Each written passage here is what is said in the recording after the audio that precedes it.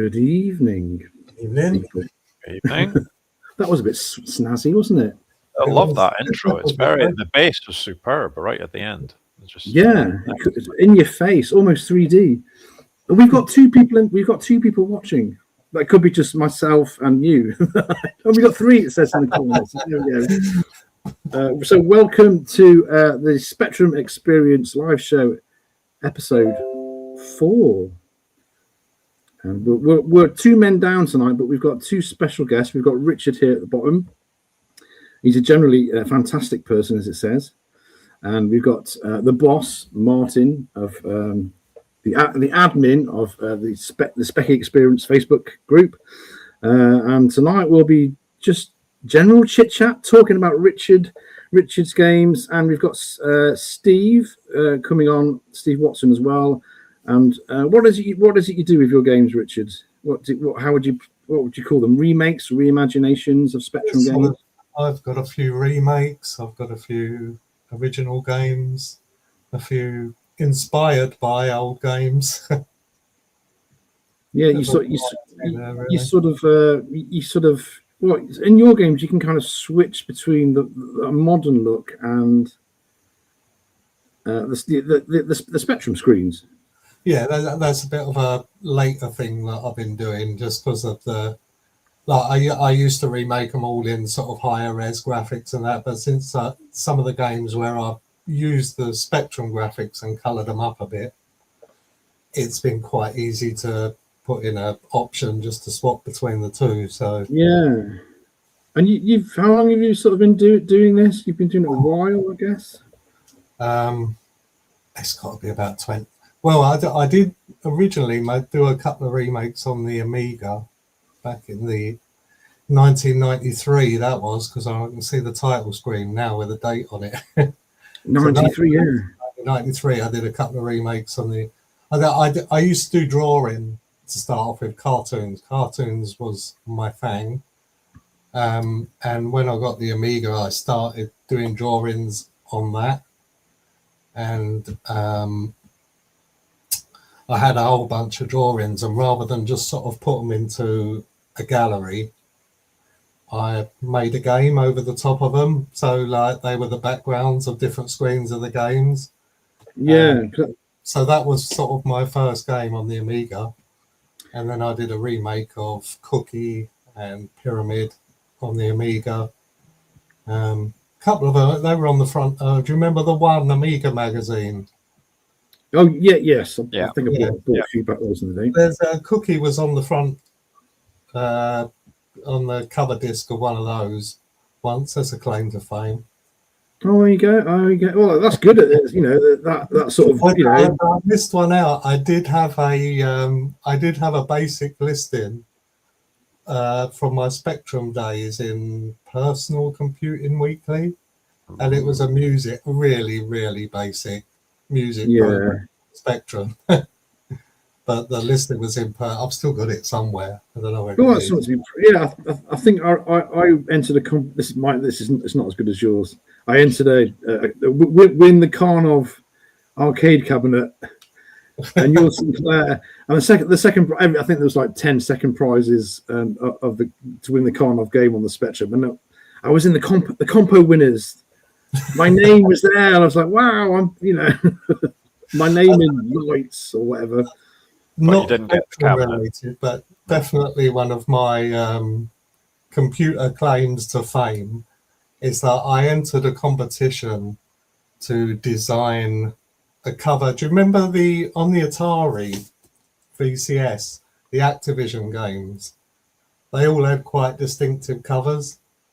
If you remember, and they had a competition. Oh yeah, they were very formatted, and they had the sort of rainbow.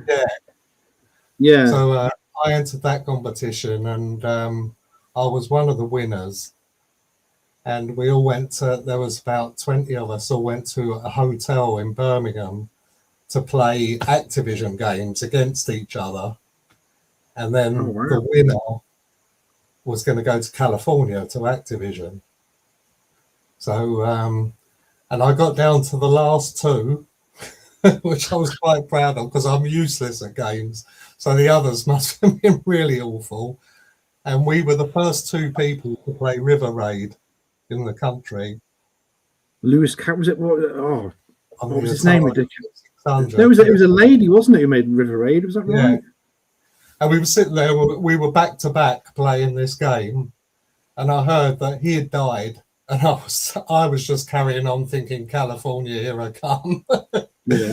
And then when I died in the game, it turned out he had a higher score than I did. Oh no, he's been shooting more. And instead of going to California, I got this one of those little old handheld games. Do you remember those? Yeah. Oh, those were great. I had loads of those. I'd rather have gone to California, though, to be honest. Yeah. No, yeah, because I remember playing a lot of. I think Keystone Capers was one of my favourite Activision games. Which where one? you were the Keystone Capers, where you played a copper and you were in a department store and you had to catch the robber before you got to the top of it. Yeah. Hey, we got people in the chat. We've got people in the chat. Simpler times, wasn't it? Yeah. I just want to say hello to local hero 1983. This was my movie quiz last night. They were ganging up on me last night on my other live stream. We do a movie quiz and it gets very, very competitive sometimes. We've got Win here as well. Yes. Hi, Win. He's always here. I think he's one of our regulars, isn't he? He's right. Yeah. He's my moderator on YouTube. He has a spanner next to his name. So if you're naughty, he'll kick you out or tell you off. We've got Dave from DTM Collectibles here as well. Hi, Dave. I was playing Dave last night in the movie quiz. So it's nice to see Dave. We got Matt's safe as well. Hello. Claim to fame was having the name printed in Crash for sending in a code for Section 2 of Section 2 of Freddie Hardest was. How did anybody ever get to Section 2 of Freddie Hardest their games? Easier than the first level. I mean, dynamic games, weren't they? So they were ridiculously dynamically difficult. Yeah. Why are Spanish games difficult? I don't know. All games are difficult to me. I bet if you're bad at games, Tez, I'm worse. Yeah, well, that's why I generally use cheats. I think because no one wants to watch a video of me failing for half an hour. So I'll usually play without cheats and then go right. Let's find some pokes and then let's get to the end level so you sort of see everything. So we've got Steve down here at the bottom. Let's bring him on before he's had a mad day today. We're going to be talking about Steve's games as well. Hello. Hello. Hello. So I'm still getting settled in. Good evening, everyone. Good evening. You've had a haircut. We both had haircuts, Steve, today. Well, yeah. It takes a long time to grow it. There's not much. Every so often, it goes wild. I think when we have lots of sun and rain on it, it's a bit like grass. It just I just gave mine a bit of a polish this evening. That's all right. It was a special occasion. I think Martin's got more hair than us combined. So it's sickening, isn't it? Really? Yes. We're not getting bald. We're getting taller than our hair. That's why you phrase it. Yeah, it's true. It's very true. Anyway, how is everybody? Hope everyone's all right.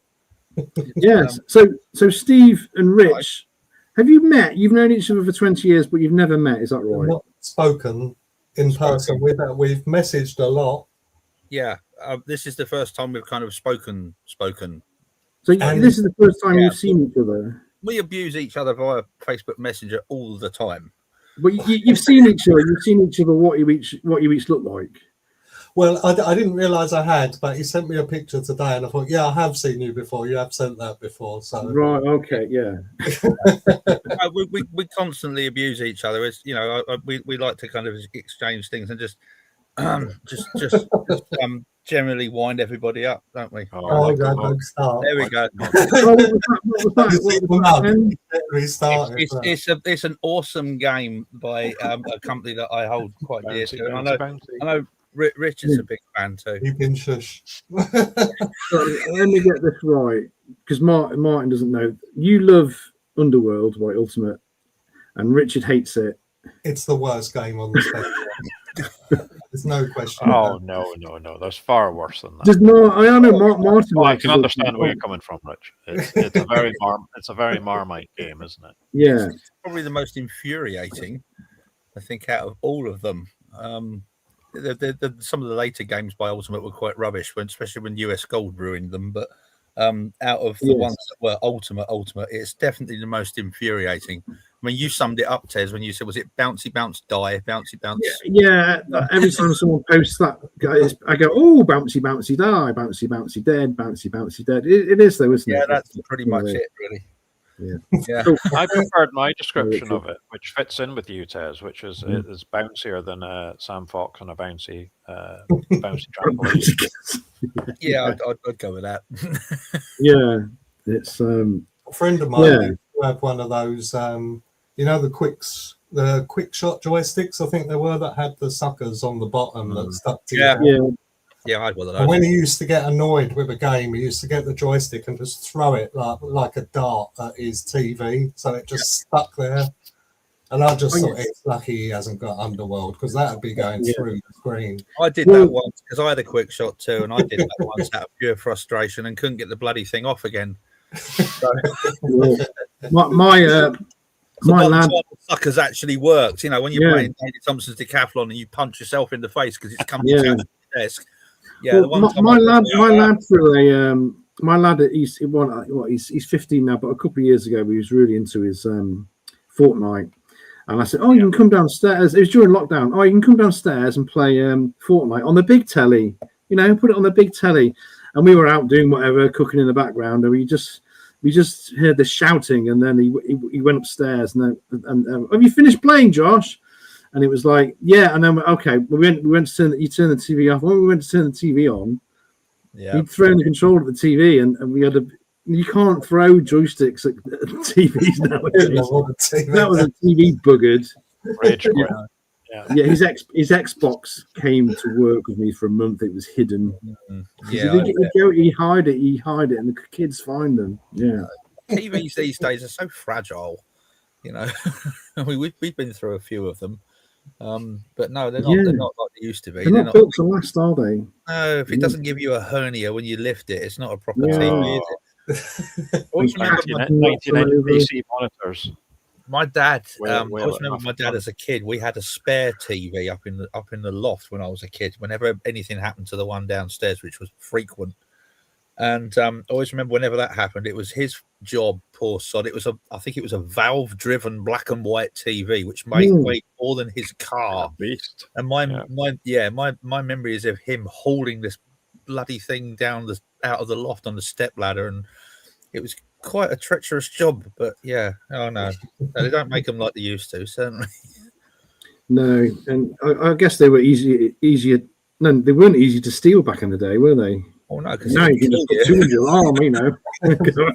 Job to steal a telly then. Yeah, that actually happened in the band that I play in. The guitarist I replaced had his amp nicked out of his car one evening while they were packing up, and they literally found it like 50 yards down the road because it was so bloody heavy. They'd stolen this amp and thought, no, it ain't worth it, and just abandoned it at the side of the road. Yeah. But you play, because when you make your games, Steve, you play the music for them as well. No, not really. I thought you did because they were quite lucky. I steal the music. No, wherever there's some fantastic resources online if you dig around enough. I used to know a few people that would write tunes and stuff. Yeah, like that. Gordon King used to do a lot of the music. I know Gordon. Yeah. But it's not something that he does anymore, so I have to kind of find stuff from elsewhere. But as long as it fits, I don't really care, you know. No. Well, speaking of games, we'll start off with one of your games because this is sat in my pocket working. And so, what made you remake Batty then? I remember quite liking it. I remember it appearing on your Sinclair back in the day. It was kind of really, I couldn't tell you what issue it was now. 1987, I think it was. October 87. So I was going to say that.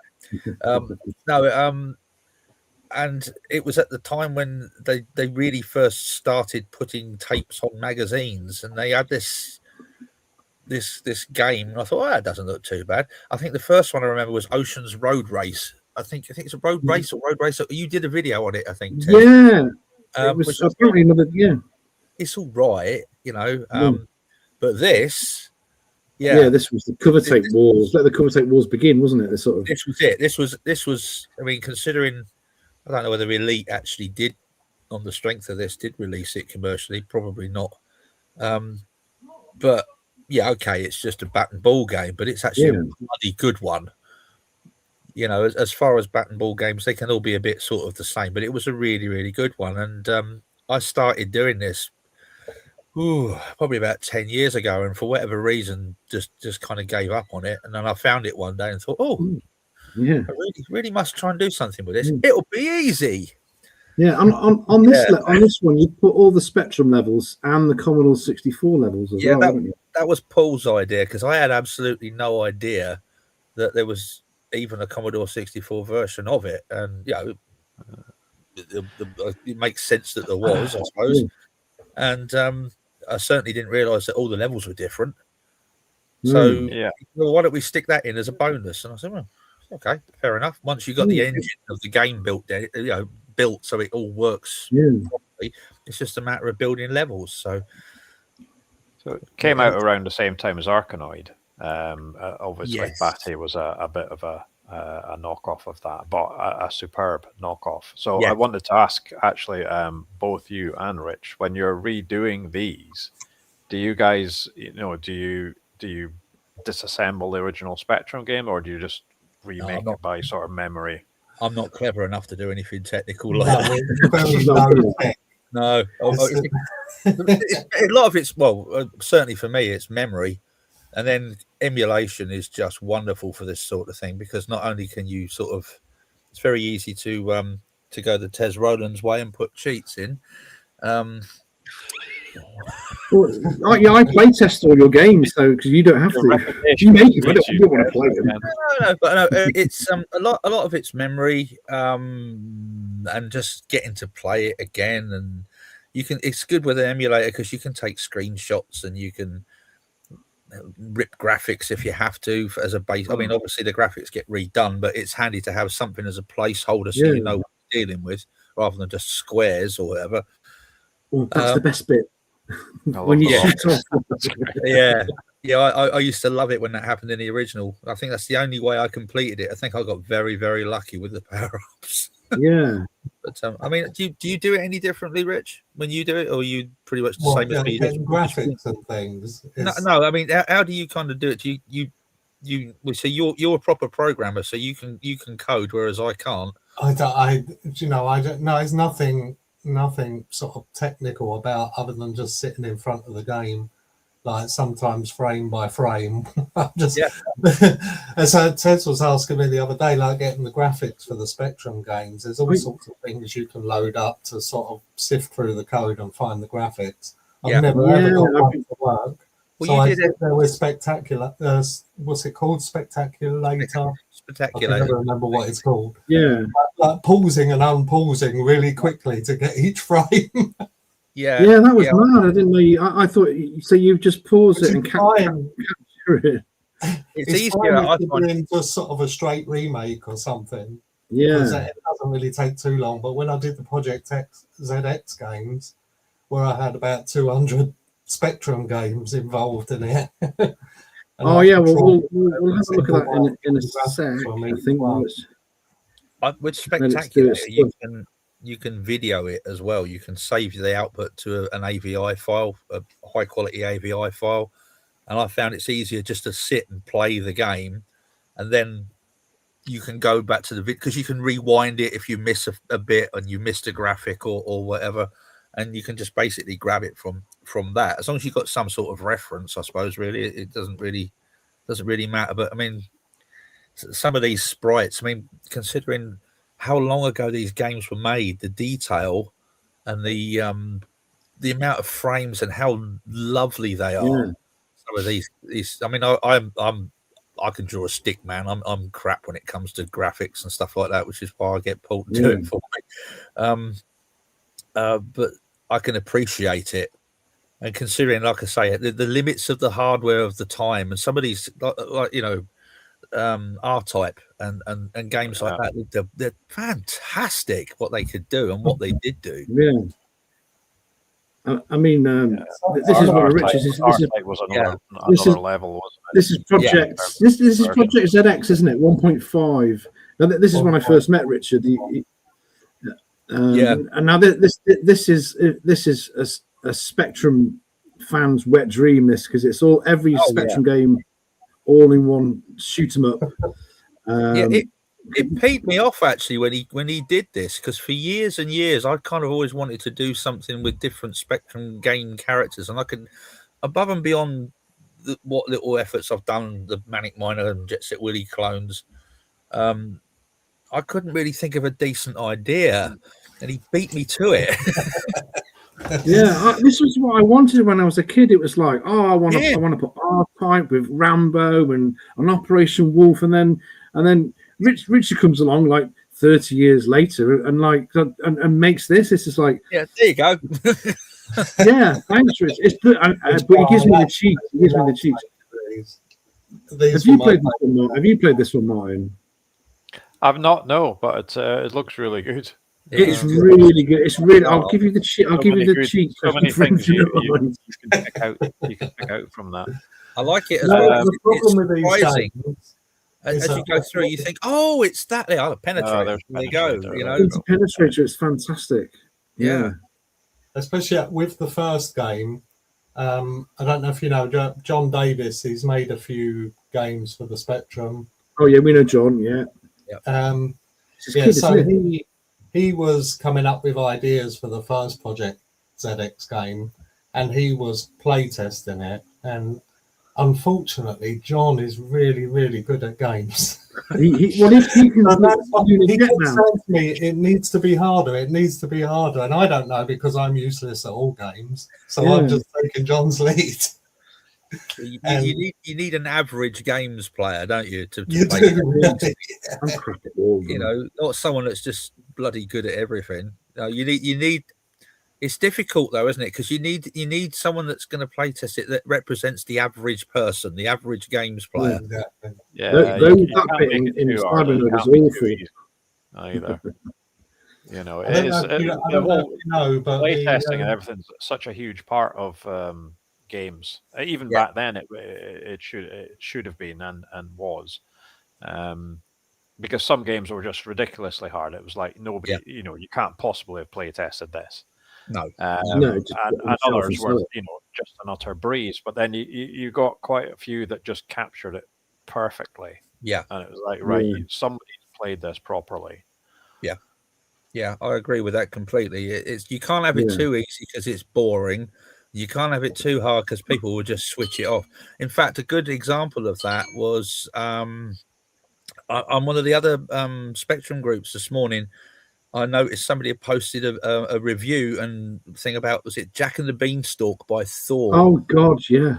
I remember playing that back in the day. I mean, Chris Kerry wrote that. I mean, later of Gremlin Graphics fame. And this bit is brilliant. Watch this bit, Martin. Watch this bit. It goes in, and then we go back into time. This is brilliant. It took me quite a while to get this far. Oh, this bit's really long, Richard. We're going black and white. We're going to the ZX81. Here we go. Look, how cool is that? That's great, isn't it? But Jack and the Beanstalk. I remember it at the time. Visually, for 1984, it was beautiful, but so ridiculously hard. They can't have play tested it because the collision detection in it is so far off. You can be like half a sprite's width away from something, and it will still kill you. Yeah, and that just makes me go, nope, off. No, I ain't playing that. No. I think I might have bought it as well. Yeah, I think I probably did as well. And that £6 back in 1984 was a lot to pay for a game that was crap. Yeah. I've tried to play that game with cheats and do a video on it, and I just went, nope, tin off. If you look, I tried to show my lad how crap it was, and it's the only videos you can find on YouTube of playthroughs are playthroughs with people that have got invulnerability cheats on, because it is that ridiculously stupid. Sorry, it is. It's just it could have been such a good game. I don't know if you know, but while Project ZX is on, Project ZX2, the bonus game in that, all the graphics are graphics that Mark R. Jones from Ocean did that were never used. Oh, Yeah. They're all game graphics from games, Ocean games that never got released for what reason or another. And he gave me the graphics for them all. And that's really good. the main Just Jet stop Joe them in the character, end. Jet Joe, he drew especially for me Project ZX as well. Yeah, that's great. By him. So can we do any questions? I'll Tez? get that. Can we, These games probably I playing a bit stuttery online. Oh, sorry, mine. Yeah, I was saying, have we got time for some questions? I want to ask Rich and Steve a couple of things. I might have an answer. Yeah. After today, I can barely remember my own name. So, it was just around your earlier memories of your games and what game inspired you the most, or which game impressed you the most on the Spectrum. oh God. I had a couple of favourites. I had one of my favourites that was definitely the Pyramid Bob Hamilton game. Yeah. And that was, I remade that on the Amiga and on the PC. And I'm thinking of doing another version as well. I don't know what it was. I just loved that character. I haven't got the screen. I've drawn. If I do another remake of the Pyramid, I've already got a picture of Ziggy that I drew that I'll put on the title screen. I've got it ready. But yeah, I loved that game. It was simple. It was, and I could do it. Which is good. It's a Mark R. Jones. He drew that character, the Jet Blue Joe one. Blimey. Yeah, and this Joe, is Jet Blue. Yeah. Joe is John Davis's son. That's think what he's named after. Oh, God. Fantastic. That's nice that you've got that connection with that. Actually, Rich, that's really quite cool. The best I've ever had, I think I did a remake of Brain Sport, which was another Yor Sinclair game, and I think the original author wrote to me and said, "Oh, that was quite good," which was nice. But, it's good. I think it's, for me, I've got lots of favourites, but it's difficult because every year that the Spectrum was around, from 82 to 83, 84, there was always something new. This is what I thought was quite good about it. There was always something quite groundbreaking and, stuff that, also, I'm a bit biased. I used to like Ultimates stuff, but Ocean did some cracking stuff as well. And oh yeah, I mean, even the early days, Ocean, they were just just ahead of their time, and then I mean, licenses and conversions. They they usually did a pretty good arcade conversion. Chase HQ, Operation Wolf. Chase HQ was fantastic. Operation Wolf, I liked. I thought it was very good, but the one and only time I'd really played that was in the arcade, where you had the machine gun on the arcade. Yeah, cabinet. you need the cold steel Uzi in your hands, and it shakes when you. That's the one. What about from a technical perspective then? In Night terms Law. of Night Law.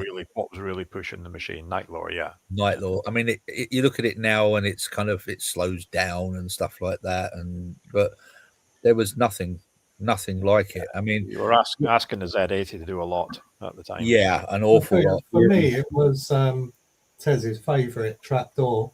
I've been looking at Trapdoor a lot recently. Yeah, we all look at Trapdoor. I want to do like an exact remake and then maybe add a few tasks to the end. But there's so much stuff in it that I've sat there thinking, God, how can I do that? How can I get it to do that? Do you know what? Trapdoor is one of these ones that it's technically stunning. I mean, the sprites and everything and the masking is just phenomenal, and it works really well on a standard Spectrum. I know a lot of people go, it's too slow, but once you get used to it, it plays really well. If you bump that up to 7 megahertz, like on then it's much smoother. It's a completely different game. That's true. That's true of quite a few of them, though. You can do that. And it's Outrun. I was playing Outrun as well the other week with 7 megahertz, and it's easier. Or no, sometimes it's when there's no traffic, it goes too fast. It is easier because it's more responsive, but Trapdoor changes quite a bit. I think I prefer it as the sort of original, but there's a lot of games that it will be a lot. Driller and stuff like that would be is a hell of a lot. Oh, I played the hell out of it. I know I played it. I mean, I'm nearly 52. I'm still a big Trapdoor fan. So I can't. It was when they actually made a computer game of it at the time. It was like, wow. But yeah, the big sprites, and it was masked very well. But it's not even for me, Trapdoor. It was that goes on. Everything is like. I was thinking if I remade it, how do I, put. Like, everything has to be bespoke, if you know what I mean. Every little task and I just thought, I don't know if I can manage all that. Don't you think all the things going on in the background? Do you mean, Rich? Is that sorry? Do you mean all the things sort of going on in the background? Well, just even sort of like I'd be working out if you sort of say pick up the plant pot or whatever, and then go up the stairs and then drop it. What layer is it falling down onto? There's so much stuff to work out. Don't you find you do that a lot with a lot of games, Rich? Though you kind of these days, because you make them. I know. I feel this way. You can't in the same way as you did when you were a kid, because now you're looking at them from a more of a technical aspect. Yeah. I think to myself, God, if I had to replicate that again, like you, with the different layers, how would I do that? I bet I could. No, that wouldn't work. And you find yourself playing the game, but thinking about it completely differently. Yeah. It's a really bad habit to have got into, but I am right there. Yeah. So you play games differently. No, you think of them differently, I guess. Yeah, definitely. I mean, again, this game, Renegade. I mean, I remember I actually got to play a couple of years ago. I finally got to play the actual arcade of it, and I was very disappointed. No, the Spectrum version's way better. Absolutely. It's a shame Sam isn't here, Martin, isn't it? 28K version specifically. Yeah. It's a shame Sam isn't here, Martin, because he showed us a video a couple of weeks ago where he did the first level in what? Oh, he was kicking ass. Yeah, absolutely. He did this first level in 12 seconds. He stood at the end where he kicked them off. That's right. And he punch, throw, punch, throw, punch, throw, beat the boss. And we were like, wow. You can pick them up, and if you do it right, 12 seconds, throw them into others, and I was never that. I finished it, but I was never that good. Yeah, I find it hard to finish nowadays. I tried to do a video the other week, and I just was too much swearing, and I can't put this out. And I was playing it for an hour, and I got to the end level boss, and he killed me, and I just threw my toys. Yeah. I believe it. Yeah. Is it Target Renegade when you get to the end and you got the guys with the knives, and it's like. And the guy with a gun, one hit, and that's it. Doesn't matter how much health you. Well, that's in the original as well. One stab and it, you're dead. Yeah, and you're dead, and that's. Yeah, it's infuriating, but it goes back to what we were saying, doesn't it? Really, where it's. I don't mind games being hard, but stupid. But that was hard. When you kind of, I found when you die like that, you still want to have another go. Yeah. It doesn't put you off playing the game. You got away with that in Target Renegade because it was I think it was the final boss at the time, and you'd obviously battled your way through the whole game to get to that. So it was balanced out rather than you couldn't get past level 1, for example. Like Oh, two games have just been mentioned. I was thinking of remaking Rambo and Myth. Oh, Rambo was good. And Myth as well. Yeah, Myth. Yeah, Myth is a great game. I just need to get good at it again. I preferred Rambo to Commando, actually, because Commando. Actually, when people always say I prefer Commando to Rambo, Rambo to Commando, I go no, sod that. Arcade Warriors is loads better because it's 2 players and you can get into a tank and you can blow everything up. Commando was like Rambo, but in colour, wasn't it? Really? Rambo. Yeah. Yeah, make Ramando, Richard. Ramando was one of the first times I loaded up a game on the Speccy and thought, I've got the arcade game in my house. Yeah. Because it was so close to the arcade game. Grant, obviously differences in graphics and sound and everything, but it basically was the game in 48K. It was just. I felt like that with Chase HQ. Chase HQ was just brilliant. Again, a little bit sluggish, but I mean, again, what are you asking the Z80 CPU to do? I thought it was brilliant. There were some really, really good arcade conversions, which I suppose they had to be, really. But there were some great ones. I mean, Space Harrier was another one that was, from a technical perspective. Yeah, that was a great, phenomenally good. Yeah, it's amazing what they. The second one on the Spectrum. You what, Tez? It was terrible, and it had sound. It happened from the arcade. Yeah. Solar Invasion. Sorry, I'm looking at the well, they could put out back then. I don't remember a game called Solar Invasions. Anyone remember that? I was trying to show No. I don't remember that one at all. I thought I remembered most games. Oh, sorry, what was that? A question. Here we go. Sorry. Anyone remember Solar Invasion? Sounds like a so we'll have to look that up. Is it like a Space Invaders or something? Probably. I've got Everyone's a warrior as well. Yeah, a decent thing. I've no idea who even did it, but there was a lot of kind of, particularly in the early days, everybody wanted to make a Space Invaders clone, didn't they? So let's have a look what we got. It is. It's. I mean, when I had the Atari, I had Space Invaders, the cartridge, and that was like having the arcade at home. But when you look back at it, you're like, it's an arcade shooter. Yeah. Did you ever see my version of Atari Space Invaders? Quite late though. Yes. 1989. Yes. I challenged myself to is it good? the Atari 2600 Space Invaders in one day.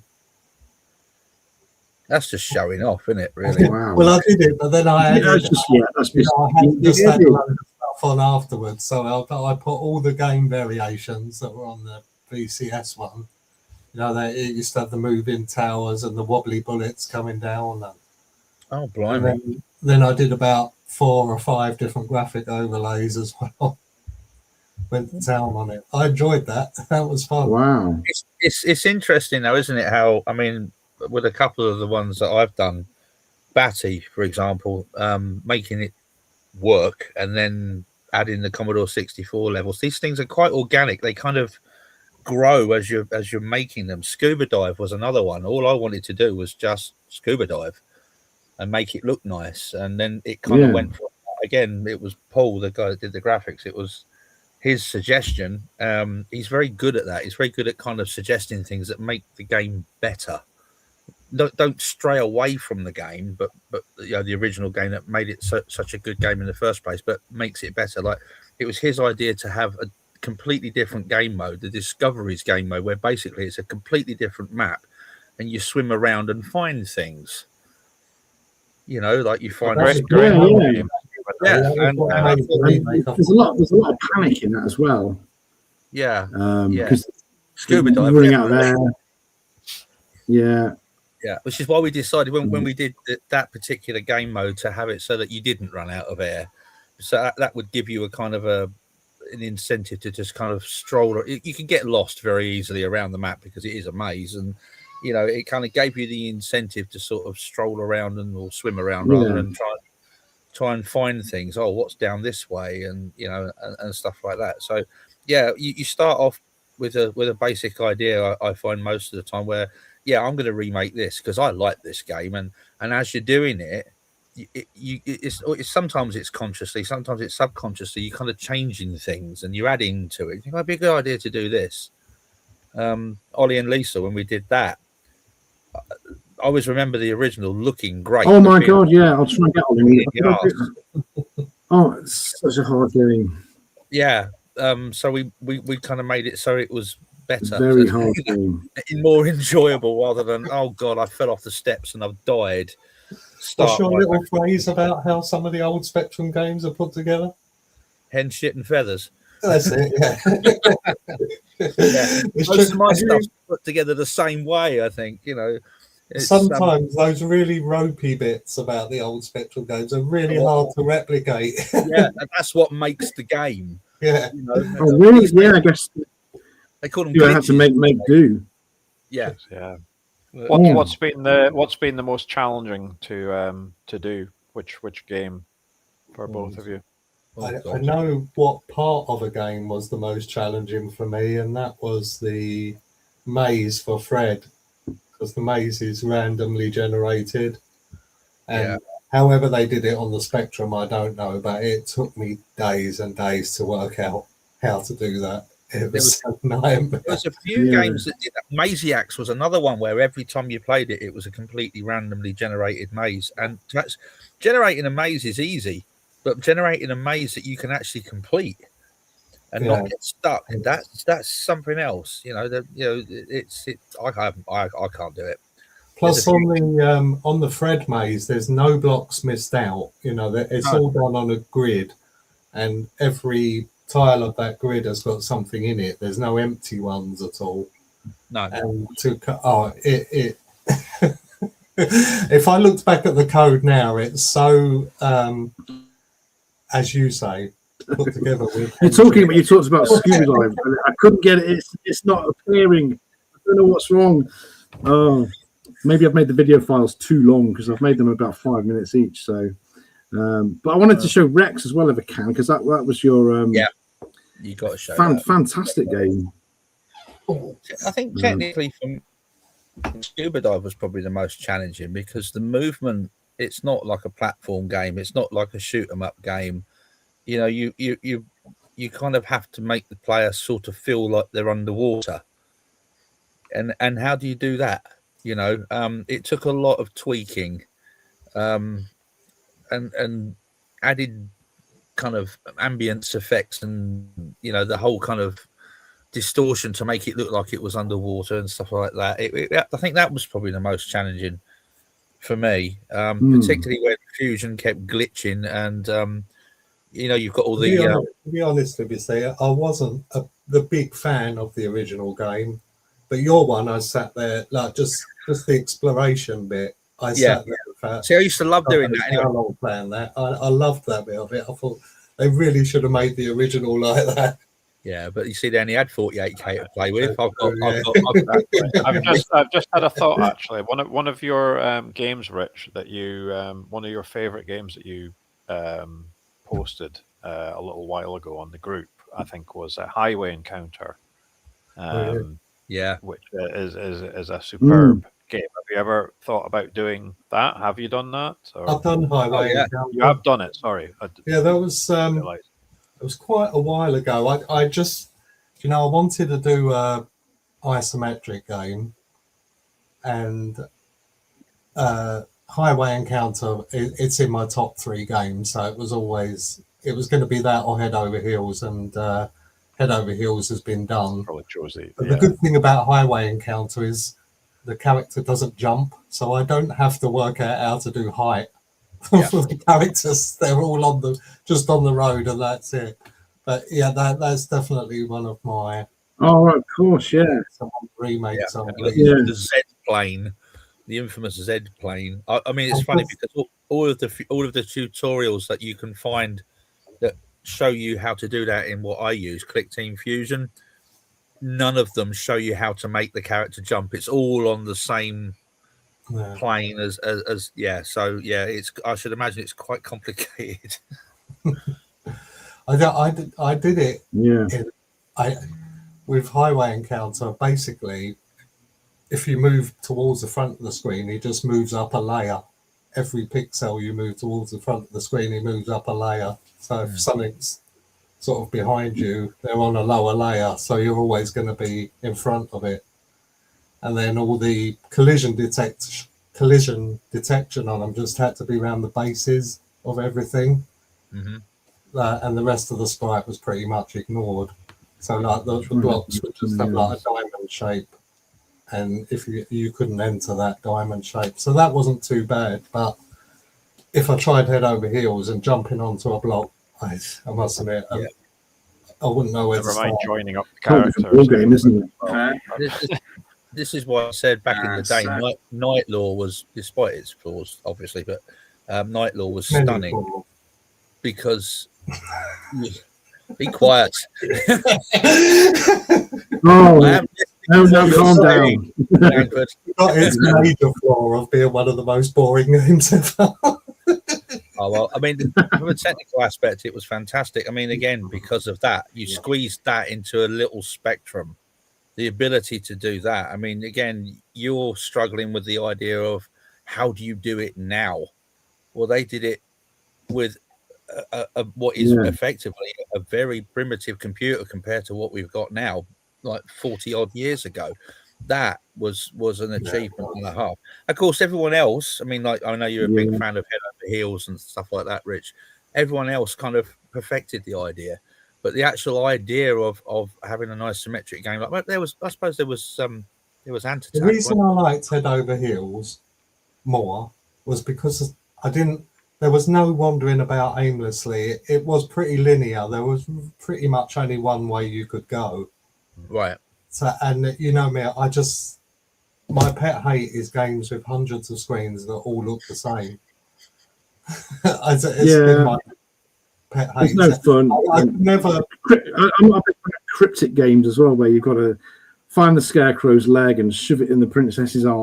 You know, and eat a jam sandwich. But Night Law was on a different level at that point. Get me started with that bloody egg. Night Law was visually superb, and even audio was good, and just little things like the transformation between the Saberman and the wolf was just it's like, what? Not in 1984 on a 48K Spectrum.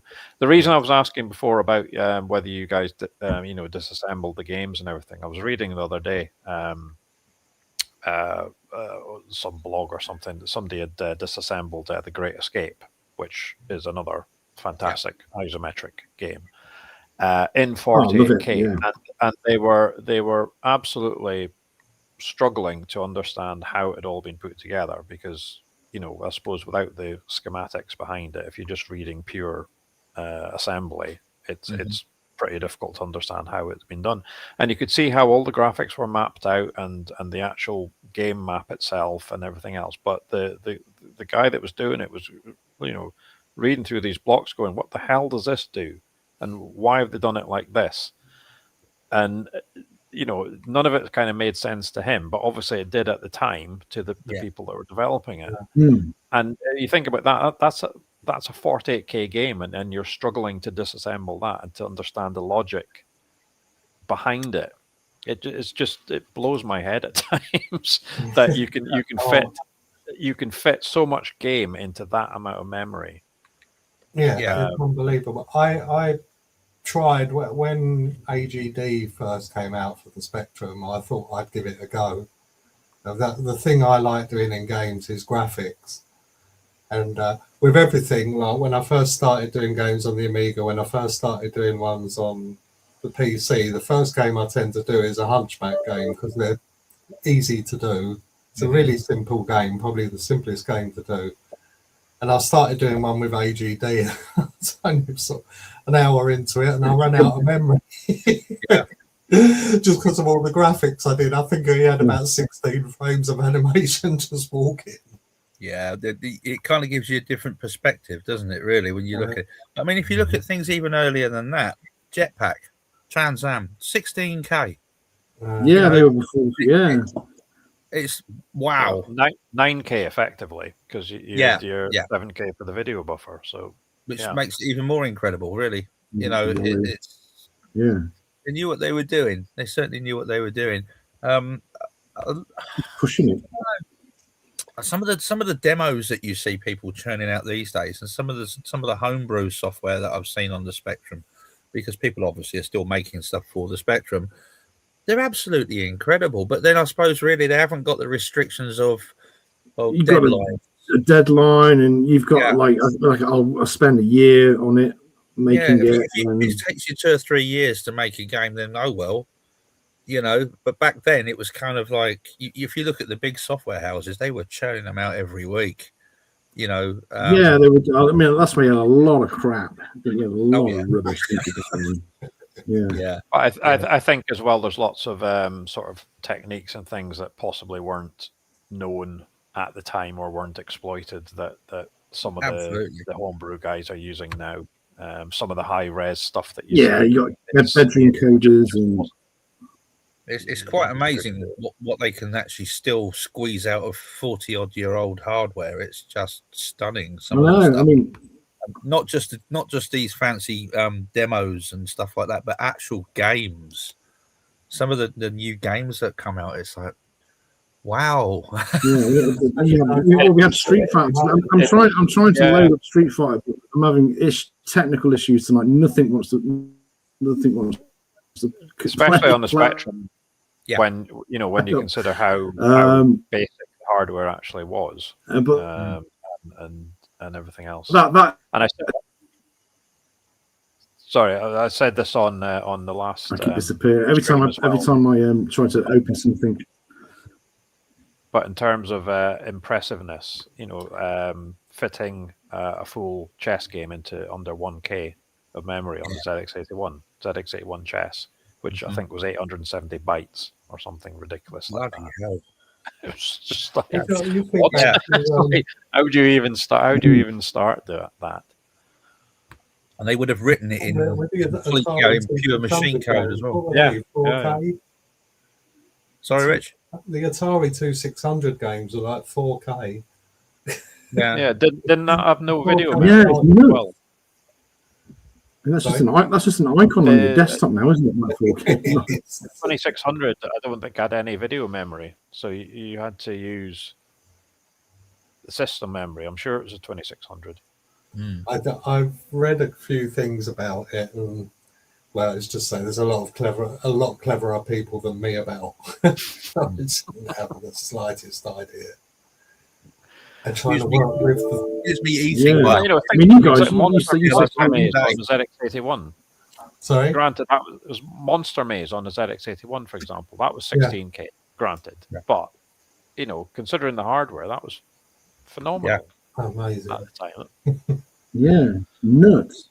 Somebody done a 16K ZX81 version of Jet Set Willy or Manic Miner or something since then as well. It was fun. Which is, again, stunning. How?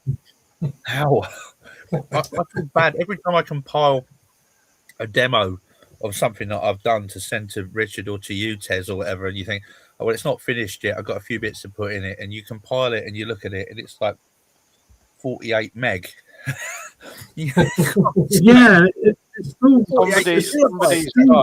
Somebody's done a 32K VIC-20 version of Elite. What? And it looks almost like the Spectrum version. Oh my god! You should look up. It's on YouTube. Nuts. Look up. It's nuts. God, how the hell did they manage that? That's I mean, time and dedication, I guess, isn't it? I mean, it's a lot different. Going back to those restraints and stuff. Exactly. You're struggling there, Ted. So your screen looks very busy and your glasses reflect. No, I apologize. I had a selection of your games, but every time I try and open it, I think I can't show any more of your videos because they don't seem to. I think what I've done, I've got 10-minute clips, and I think they're just too big.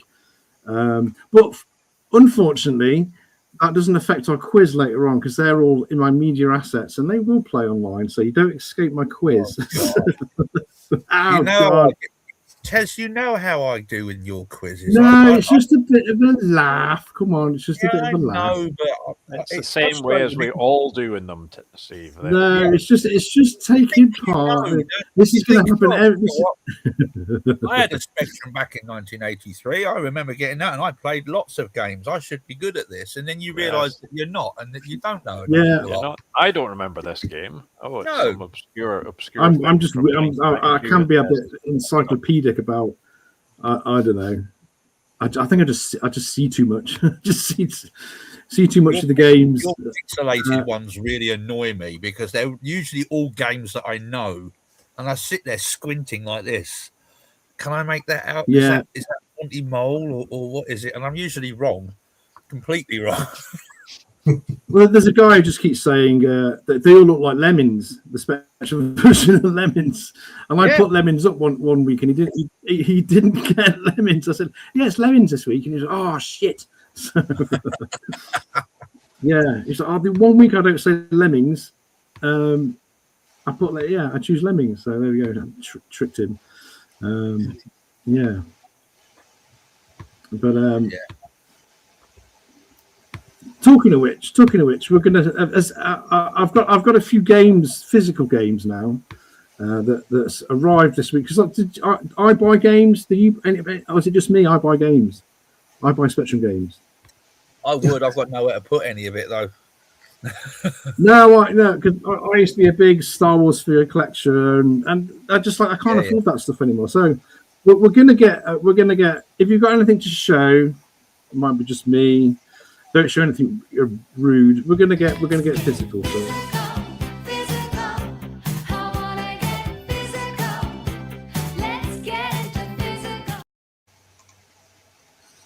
Yeah, that's what you get when I host the stream.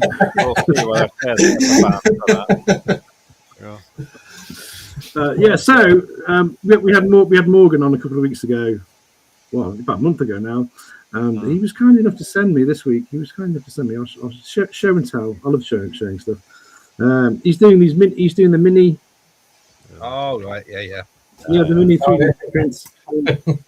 Yeah, and this is smaller than the actual cassette, so it looks great next to it. So that goes. I have a dedicated trapdoor shelf, so that goes. You should. That should be law. Yeah. I've got a lot of traps.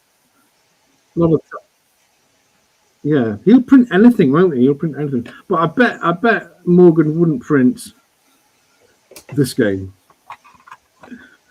No.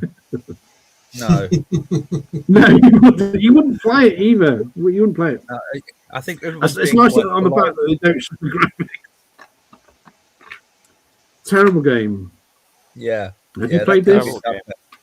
No, I have. I think the Ocean were really good at the film tie-ins, but when it comes to TV tie-ins, the Night Riders and the the Night Riders and the they were Street just blatant cash-ins. The Miami Vice was slightly decent on the 64 because of the music.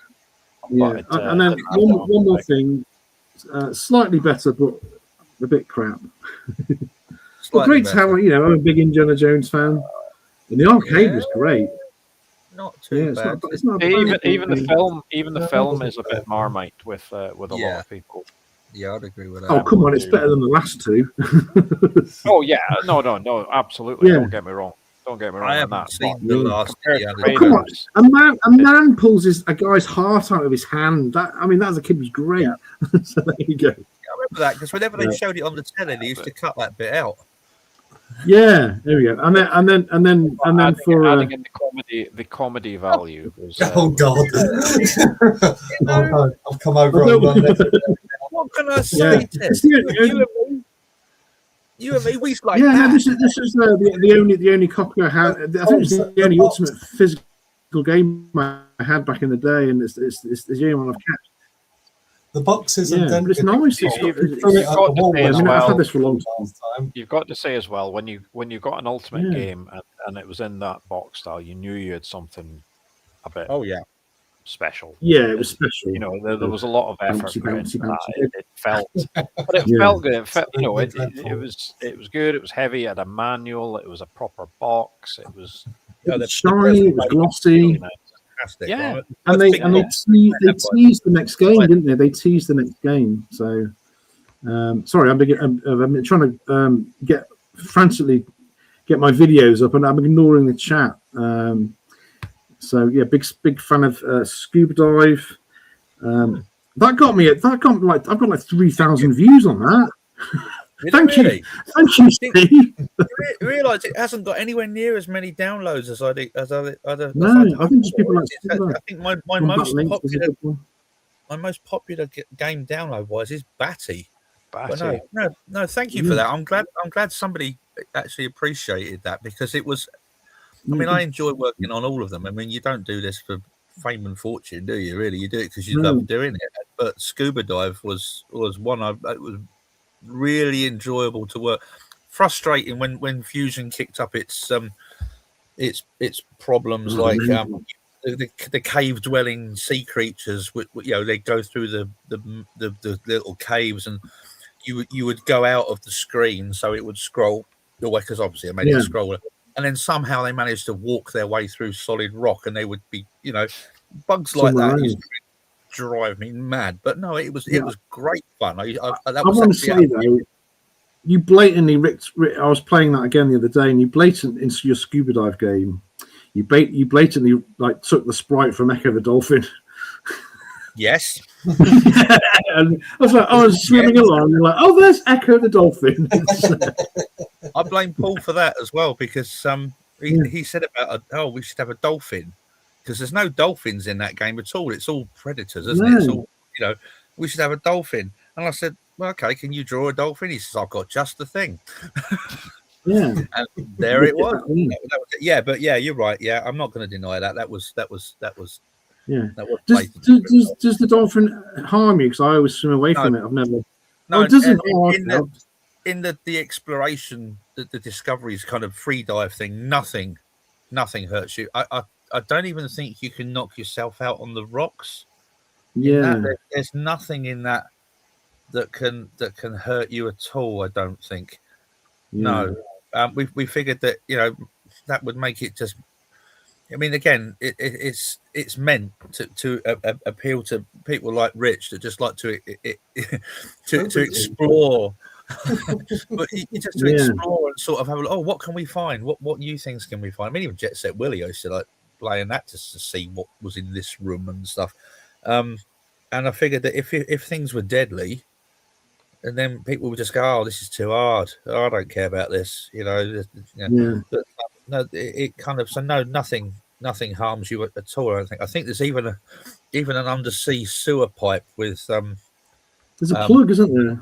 There's a plug at the bottom, and I believe at the bottom left of the map somewhere there's a sewer outfall with bits that come out of it, and even that doesn't harm you. It's meant like blatant toilet humour, quite literally. So, are there any games that you would like someone said no one attempted to do I think someone has done a remake of Ant Attack, haven't they? But is there a game where you want? Richard sort of said you would like to do Trapdoor. Oh yeah, I did do a Trapdoor game a long time ago. Yeah, I've hidden it now. It was horrible. It's embarrassing. No, it was the first game I ever kind of managed to churn out of the Games Factory, which is like the precursor to Click Team Fusion back in the day, and it's basically just a kind of search and grab and finish the levels thing. You can finish it in about 5.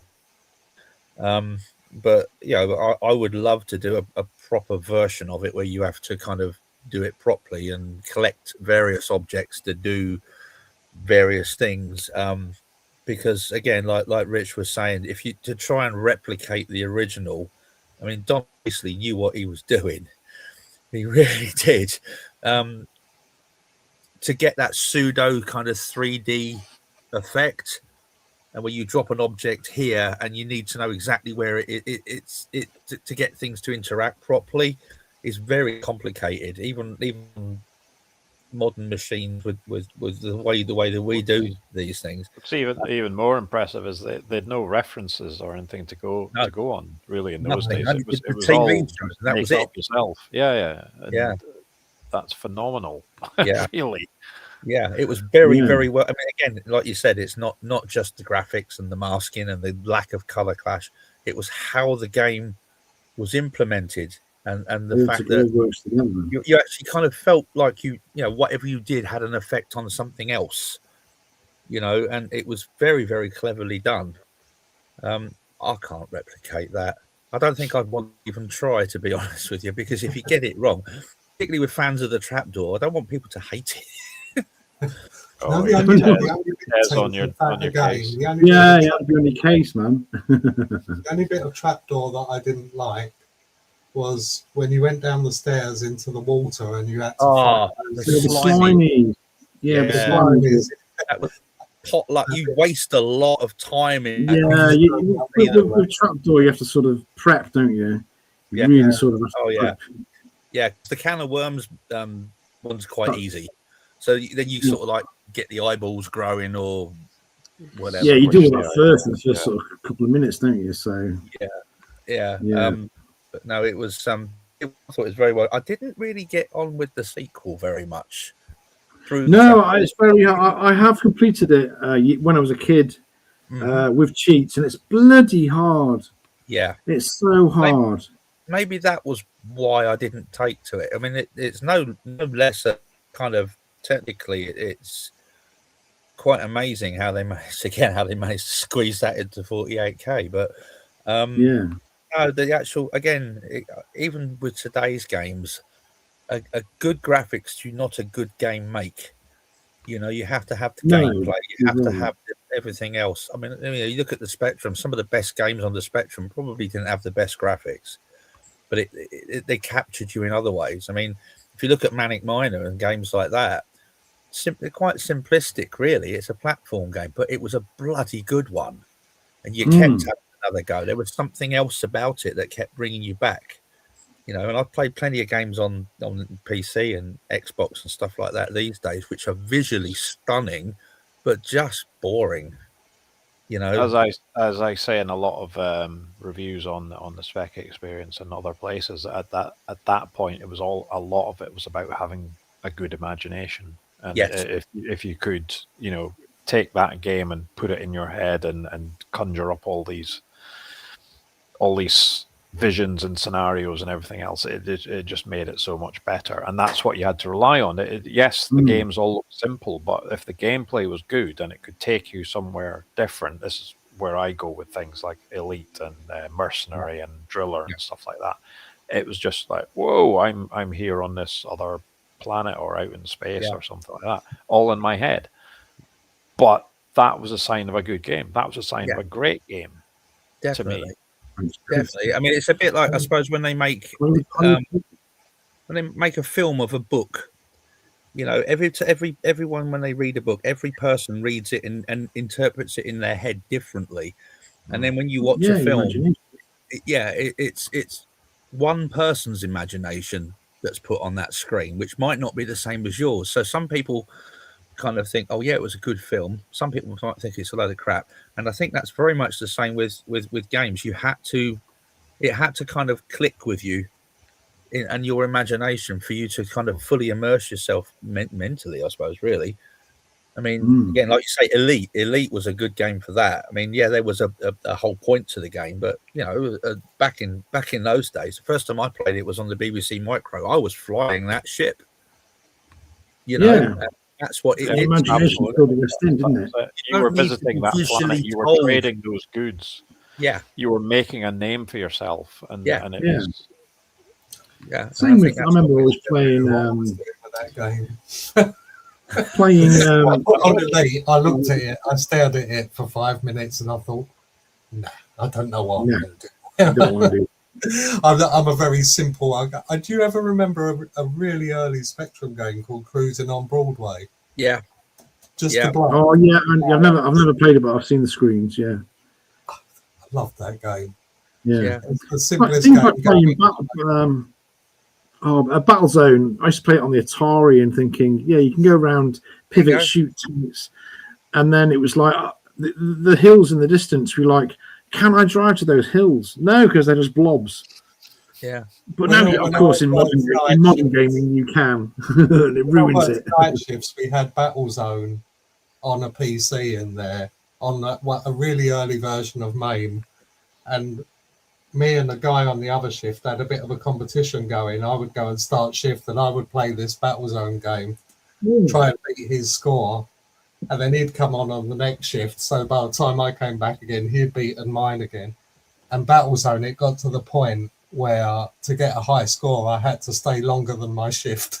Oh my God! You get paid for it. Come in and I used to go, no, I've not beaten this score yet. I still. Oh no! But there was just a knack to it. Once you got into the swing of Battlezone, you could go on for hours. Oh, Steve, honey said. Oh, Well done, He Steve. worked on Elite on BBC. I'm a Speccy person. Obviously, I've always been a Speccy person, but there are certain games I thought were better on other formats. The first time I ever played Elite, a friend of mine had it on the BBC Micro because he was much richer than I was and could afford a BBC. Yeah, the posh kids had the BBC. Yeah, they did. You know. Yeah, and the drive and the BBC fancy Micro. I've never even seen one. Really? Yeah. We had one at our school. Played Hunchback on BBC. Fantastic machines from an architecture point of view. I think they're great machines. I love them. They're great machines. Archimedes knocked it out of the park. Absolutely. But nobody used it. The first computer I had, my mum worked for BT, and she said, we've got a computer at work. They said that I can bring it home in a few weeks and we can have it. And it was a Dragon 32. Oh, God. And so she said, you can't have it yet. But there's the manual. So I sat there. I didn't have the computer. I just read the manual from start to finish before the computer got there. And then I had it for about a week, and I'd written a Donkey Kong game on it with a green background, obviously, because it was a Dragon 32. Yeah. But, what a crap. Yeah, well, lots of green and blues, wasn't it?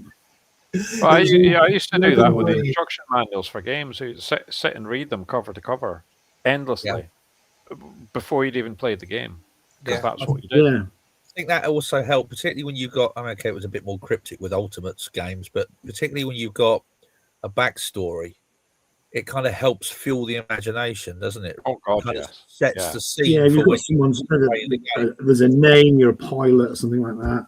That's right. Yeah. This will impress you, Steve. You won't believe I bought this. Oh no, not that one.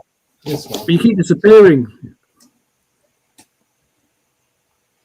Oh, Evercade, your Evercade. Oh, it's like Battletoads. It's got it's got. Hold on, I'll tell you what game on it.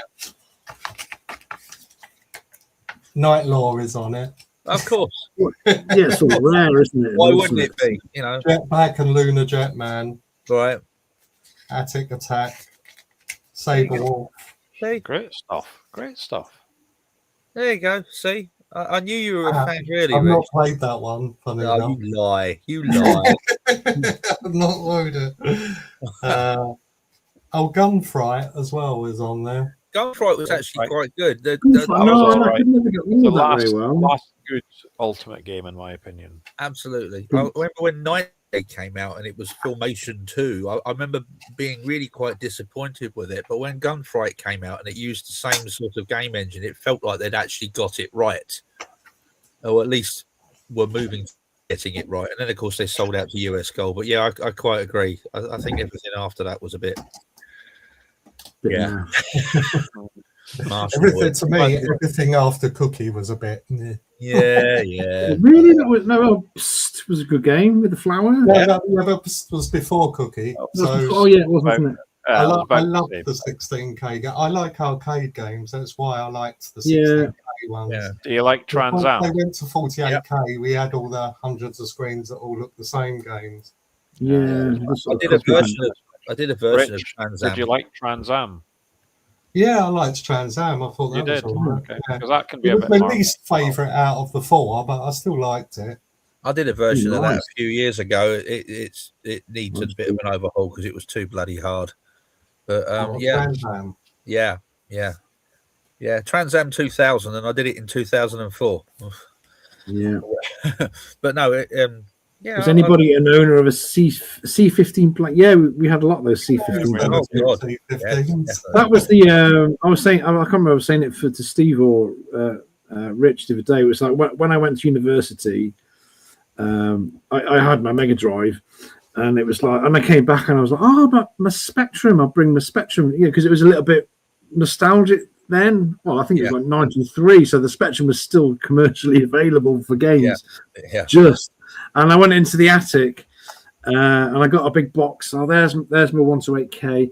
Oh, here's my big box of Ocean. All the big games. I was like, where's my other box? And my mum had thrown it out. It was all my budget games, all the cover tapes, all like hundreds of tapes of pirated stuff.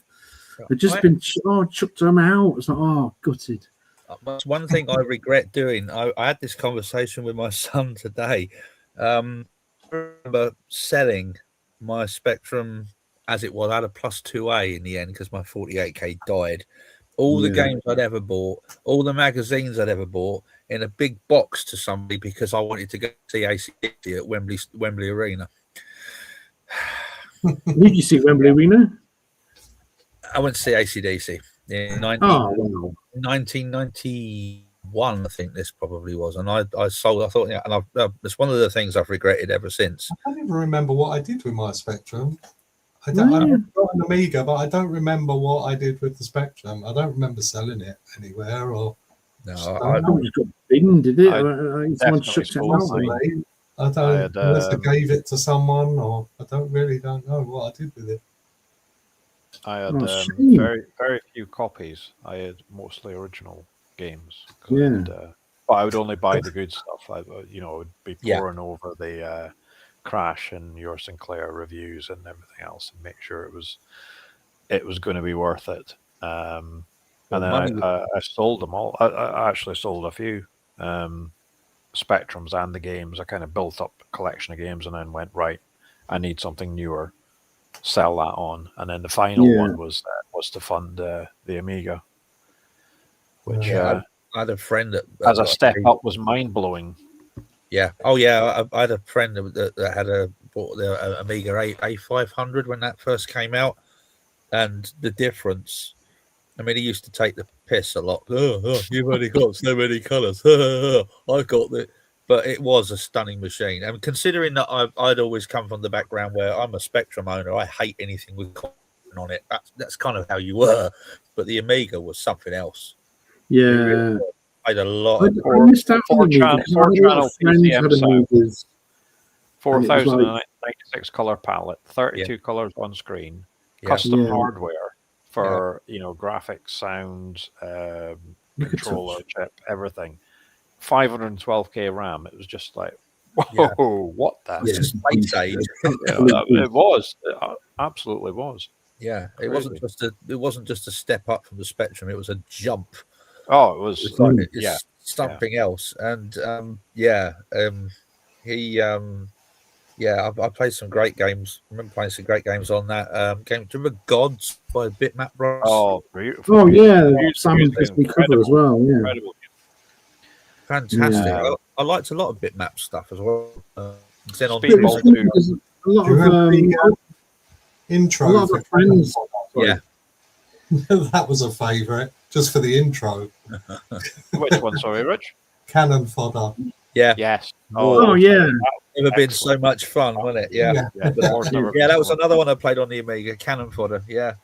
Yeah. It's it kind of appealed to my darker sense of humour. Yeah. Is that a landmine? Let's find out. Yeah. As I was saying, I was sort of in the position where I'd finished with my Spectrum basically. A lot of my friends had Amigas and STs, and I had access to them. And then it was like the Mega Drive came out, and I thought I'm just going to go for that. And then they were all jealous.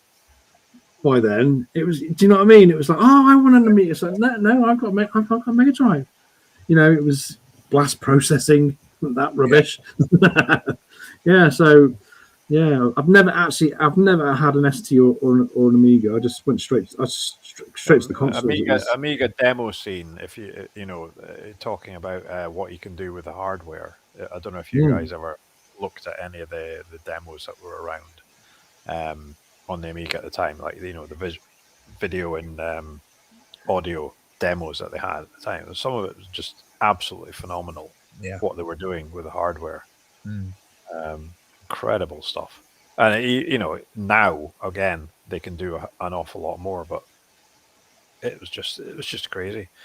Great times going back a long way there. Yeah, I'm kind of glad that I was sort of part of the whole Spectrum thing from the beginning, really, because it wasn't just the Sinclair Spectrum, it was the whole home computer thing, wasn't it? It was all new, all of it. And it was great times. Times. I don't know about you guys. To me, it was the fact of having a home computer. It was the fact of, and the first home computer I actually had that was my own was a VIC-20.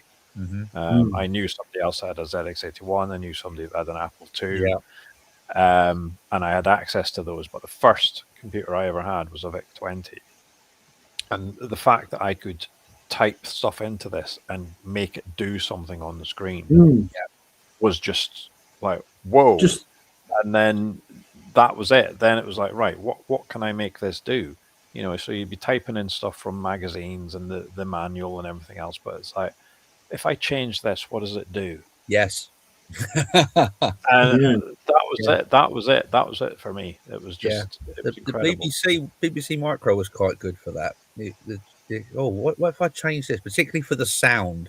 Because you had the envelope command and a load of numbers, which I didn't fully understand at the time. What can I do? If I change this? Oh my God, that's a We've just been asked the questions, Dave. Oh God. Second on PS1. If you had to choose a game console from the past, which one would you go for? Oh bloody hell! Console or computer? The console, it says. Oh, console. Right. Tricky. The first one I actually owned was an Xbox 360. Believe it or not. Oh, was it? Was it? Oh my God! Yeah. Wow. I kind of fell into that. My brother had one. My brother had one, and it suffered from the ominous red ring of death. So I bought him another one, and then we ended up fixing his original one. So I just kind of inherited the one that I'd originally bought for him. I remember the original Xbox was a good one. I'd definitely go for NES. Yeah, I quite like the original Master System as well. I remember I had a friend that had one of those, and I thought that was quite good for. I had a second-hand Master System. Eventually, I bought it after the Mega Drive because there were a lot of games which came on the Mega Drive, which were better on the Master System. Yeah. I quite like that. I think that's probably the first console I ever actually used, and that's because, like I say, a mate of mine had got one, and he's like, "Oh, yeah, we should do this," and okay. Yeah. I was into Spectrum and stuff like that, but no, I quite like the old Master System. Oh, what's that? Hold on, we're going to play because I've just been the last 10 minutes been trying to get this bloody quiz to work. Oh. So we're just going to take like 20 minutes now, a bit of fun, and the chat can join in as well because it's all fun and games.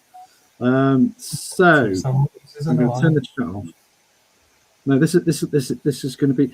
I'll tell you what though, if you've got the chat on at the side of the screen, can you turn it off? Do you guys know how to do that? I have absolutely no idea. This is the first. You'll get the answers. I can't. Hold on. If you go to the chat, you can go to private chat, and you can turn the chat off. Otherwise, it's off. Yeah, can you see that, Rich? At the start, you can see it says private chat at the comments, so you can't see the comment. Right, we're good. Yes, here we go. I've got the four of us at the side and the picture in the screen. I haven't got anything else. Are we supposed to be guessing? Oh, you haven't got any of this chat? Okay. So if Rich, if you could put your private chat on so you can't see. Yeah, I've done that. You've done that. Right, here we go. This one is a loading screen. It's zoomed in, and I'm going to go for this is going to go for Martin first. Can you identify this loading screen? It's zoomed in.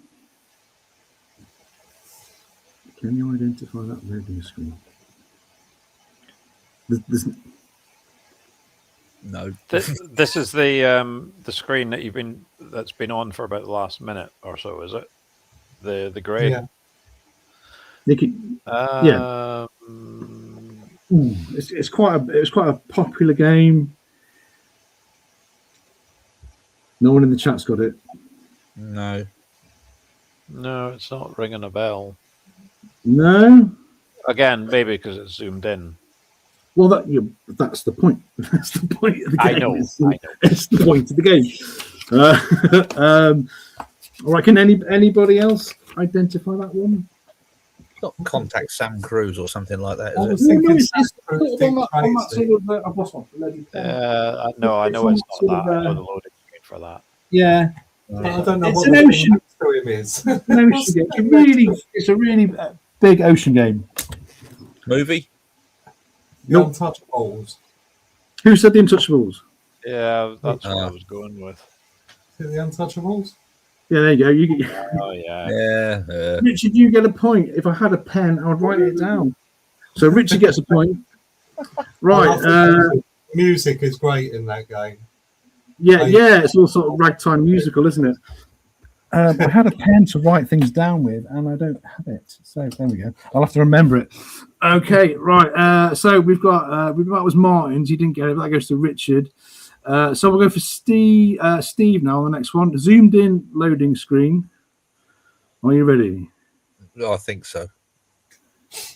Oh dear God. I know this. I think. Yeah, I think I know what that is. This is when I really show myself up, isn't it? Really. Yeah. Yeah. Thanks, mate. Where's my bloody I pen? haven't got I'm going to get a pen clue. quickly. Hold on. Josh, have you got my pen? Have you got a pen? I don't know. I haven't got a clue. All right, you've got an extra couple of minutes. Turns us off. I'm looking for a pen. Yeah, you wouldn't think he had technology at his fingertips. Did anybody get this? Anybody get this? No. Can I guess? Yeah. Who can get? Yeah. I think it's Nebulous. Yeah, I thought Nebulous as well. All right. Okay, then. So Richard's got a point, and Martin's got a point. Steve hasn't got a point. Okay. Yeah, next none one. of us is surprised about that now, are they? Really? Speaking of ingenious programming techniques, yeah, there you go. Nebula. You know the way the tower rotates. I remember. Yeah. Yeah, great Houston game. Right, and so one for Richard now. Very zoomed in. Oh, I think that's Spy Hunter. Well done, Richard. The easy ones. Come on. They're all easy. Bias. They're all easy. Oh, dear. I would have got that one. Yeah. Right, one for the chat now. One for the chat. This is for the chat. The chat one, I would try and guess the next one. I should have an egg timer or something. The countdown music, you know. Oh, actually, I've got. Oh, what's he doing now? Yeah, I've got. This music. That's horrible. Has the chat got that one? No, we've got someone's got. The wind's got Nebulous. Altered Beast. Yeah.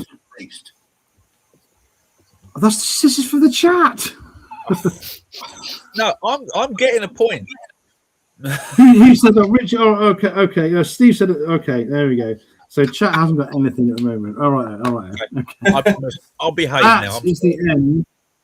That is the end of the at the end of the pitch chat. So there we go. Right, and now we're going on to. Then these assets will work because they're not on my desktop. I also made some very nice snazzy graphics for the quiz, which I will show because I didn't before. Here we go.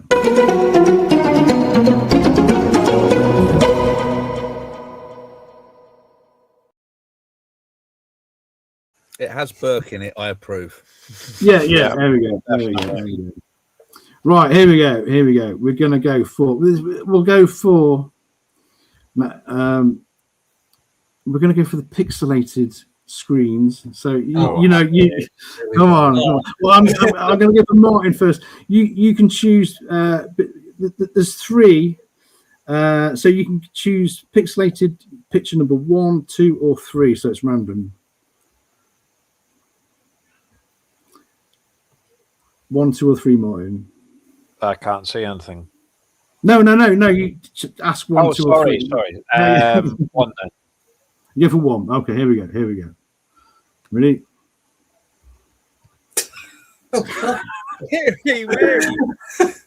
You can watch it a couple of times. What? Okay. Yeah, I think I emphasise Richard's Here responses we on go. that. Okay. I think it's a sports game. Oh, well, I think I know. Leaderboard. Yeah, that's what I was We thinking. have a look. Click number 1. Bloody hell. There we go. Well done. Well done. Oh, by the way, if you've done my pixelated quiz on Facebook, these are all from them. I'm doomed. You're doomed. Right. So, Steve, 2 or 3 next? I'll 3. Ooh, okie doke. Are you sure? Right. No. Are you sure? Yeah, go on then. Number 3. Go on. Number 3. Here we go. Yeah. Oh, I know that one. Oh, I know that. I know that. Oh, come on. No, come on, Steve. Steve's got to say it. Terrible game. Terrible. Terrible game. Watch it 3 times. Watch it 3 times. Here we go. Here's that again. Highlander. What did you say? Highlander. Is that your final answer? Yeah. There we go. You have a point, Steve. There's always so many games. A legitimately earned one as well. Yeah, this game needs, decapitating. Right, so Richard's left with clip number 2. So here we go. The pressure's on now, isn't it? Everyone's pressure's on now. Yeah, the pressure is on. It's really wicked. All right. That's pressure without your sound. Here we go, Richard. Here is your pixelated clip. I think I know. Airwolf. Is that your final answer? Yeah. Are you sure? Blinding tongues, I can't find the answer. Here we go. Yeah. Here we go. Done. So there's a chat. The chat gets one as well. The chat will never get this. Let's just see what the chat's saying. Someone got Highlander. Win got Highlander. We've got Mark in again. Dusty been on speed. What was that? That would have been a good game. Is that a simulator? Give me ideas now. Yeah, hold on. Yeah. Right. Okay. Let's go for the chat. Get a. I've got a special one for the chat. They might not get it. It's quite difficult. Here we go. This is for the chat only. I think I showed. Didn't I show? Was it you? Someone showed me this one the other day. Yeah. But you don't guess this one because you know what it is. See if the chat gets that one.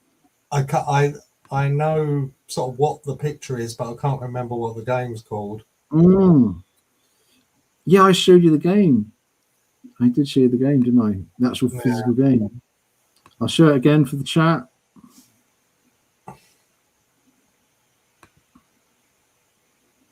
No one's guessing. Come on, chat. Chat are doing rubbish. The chat are going to lose.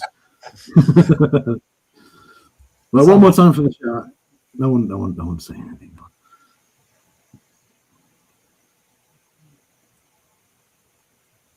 No, there's no answers coming from the chat. Hold on a minute. Mark Donut Donny says Commando with a question mark. No, it's definitely not Commando. Hold on. Win says racing car in the desert. Lol. No, I've gone quite hard on the chat. The middle of the screen isn't moving. Yeah. Oh well, I'll show it. Here we go. There Express we reading. Oh. No one's ever seen that one either. It was so obvious. My God. Yeah, I don't even remember that game, but yeah, no, it's a great game. Great game. Right, okay, music quiz now. So you've just got you'll hear some music, but you've got to guess the game. So again, I'll go backwards this time. So Richard, do you want to choose clip number 1, 2, or 3? I'll go for 3. 3. There we go. I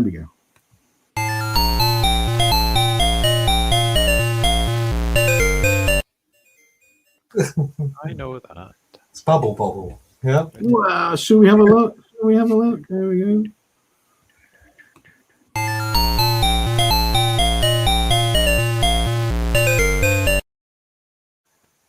Well done. Great. Right, we'll go backwards. So we've got Steve, 2 or 1. Number 1. Number 1. Yeah, go on.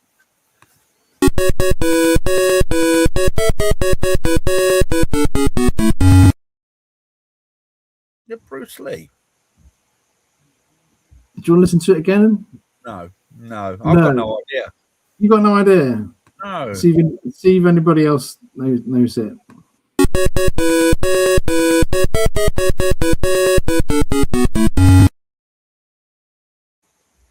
One in the comments? No. It's very familiar. It's definitely not Bruce Lee. Okay. It is one of those, isn't it? It is one of those. Yeah. It is one of those. Do you want so you've given your answer, Steve.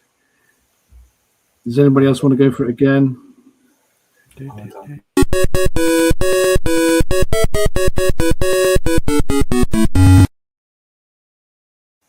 It's not Way the Exploding Fist. It's one of them. It's really very sort of very like a Wynn's got this game, but he's not saying what game it is. I'll give you the answer for that one.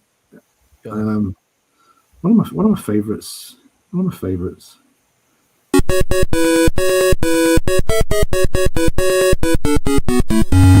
Of course. Oh, when you know, don't you? When you know, you know. You need that picture of Maria Whittaker, though.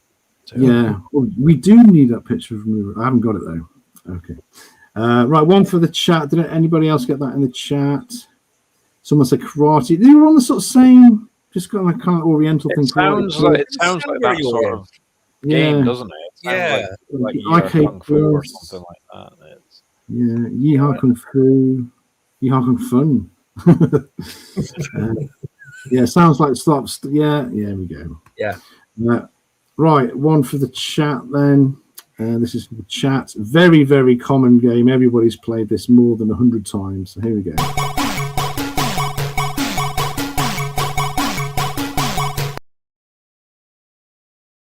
I should be exempt on this one because you played. Yeah, because I did test these on Richard before, so I gave him one. Favoritism. No, it was just that I did them, and I thought, well, I'll just test them out, see how they go. Yes, I'll play that again. It's probably the biggest Spectrum game ever.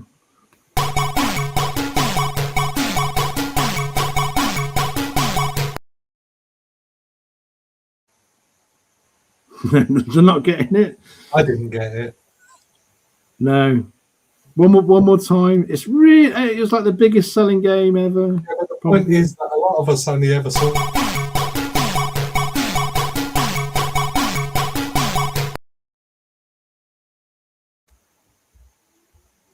You've got to give that as a clue. It's not the first level, and I only ever saw. No, it's not. It's not the first level.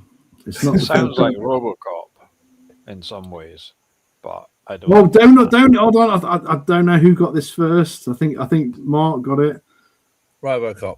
It was RoboCop. Yeah, that came up just before Mark. The chat gets 1 point. So yeah, I'll show you the actual clip because it's not the most obvious clip. I went for the obvious game, but not the obvious.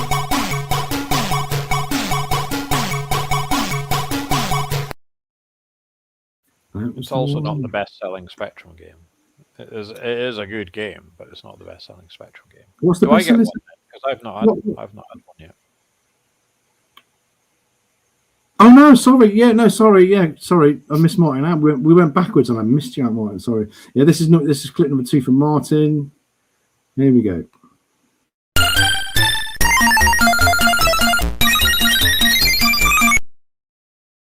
Oh God. Bloody hell.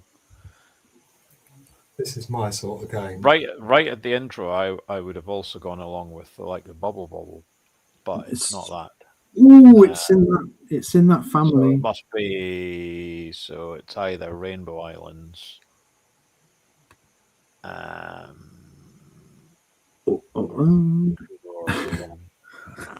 Great Guiana Sisters. We're so close to It's Rainbow not Island. Rainbow Island. Yeah, I know. It's annoying. It's really annoying. Do you know it? Do you want to listen to it again? Listen to it again. Here we go.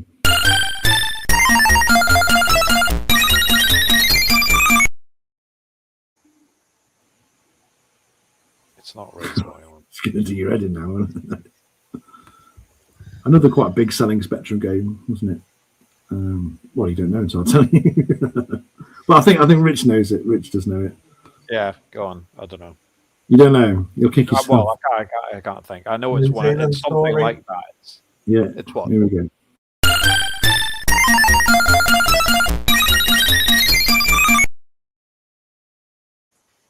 Yes. I was along the. Yeah, because Rainbow Islands, there's Bubble Bobble 2, and there's connections with that one as well. It's what they call the cutesy kind of platform game. Yeah. Rainbow Islands. Really nice sort of thing. Yeah, how to rip off Somewhere Over the Rainbow, but not really ripping it off. Yeah, a little bit, wasn't it? A little bit. Well, no, the Rainbow Islands track is very much Somewhere Over the Rainbow. All the newer versions of Rainbow Islands don't have that music anymore. It doesn't. If you play the archives one on the Switch, you get like the bass line of it, but not the melody bit. Oh, okay. It's not the same. I smell a lawsuit. And the same on, I think there was a version on the PS1, which was and that doesn't have the melody bit either. That's a good game, actually. So there's one more music round clip for the chat. Is there? No, we did it because I skipped Martin and went back. So yeah, there we go. There we go. So in a minute, I'll end. That is the end. I'm just testing this quiz, see how it goes, because I usually do movie quizzes, and this is very much the same thing but different. So that was the end of the quiz.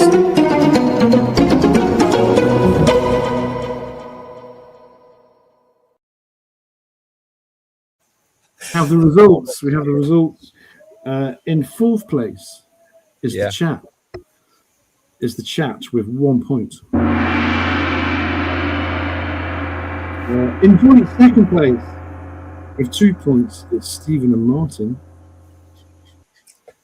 Yeah, there's no effect for that one. and the winner is Richard with 4 points. Yeah.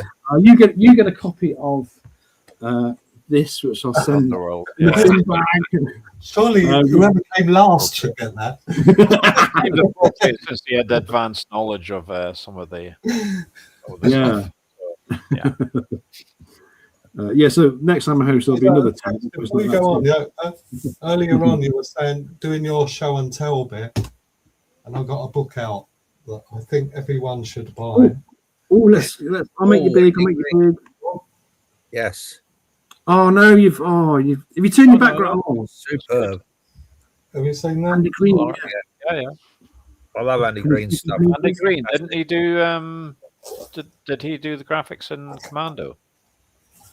He has done so many sort of.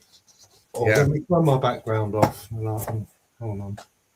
It's the shine, isn't it? Yeah. Oh, I love Andy Green stuff. He let me use his loading screen for when I did Sticks. There we go. It's kind of like title screens. That's superb. He's done so much. Wow. And he did so many screens for me for X that we put this book together and had it printed for him. Yeah. And it's got some good old stuff in there. That's superb. It's really somewhere. Isn't it? And where can you get that? In a book. No, it's still there on Amazon, I think. Yeah. Look at that. There you go. That's the one. Yeah. That's the one. Yeah.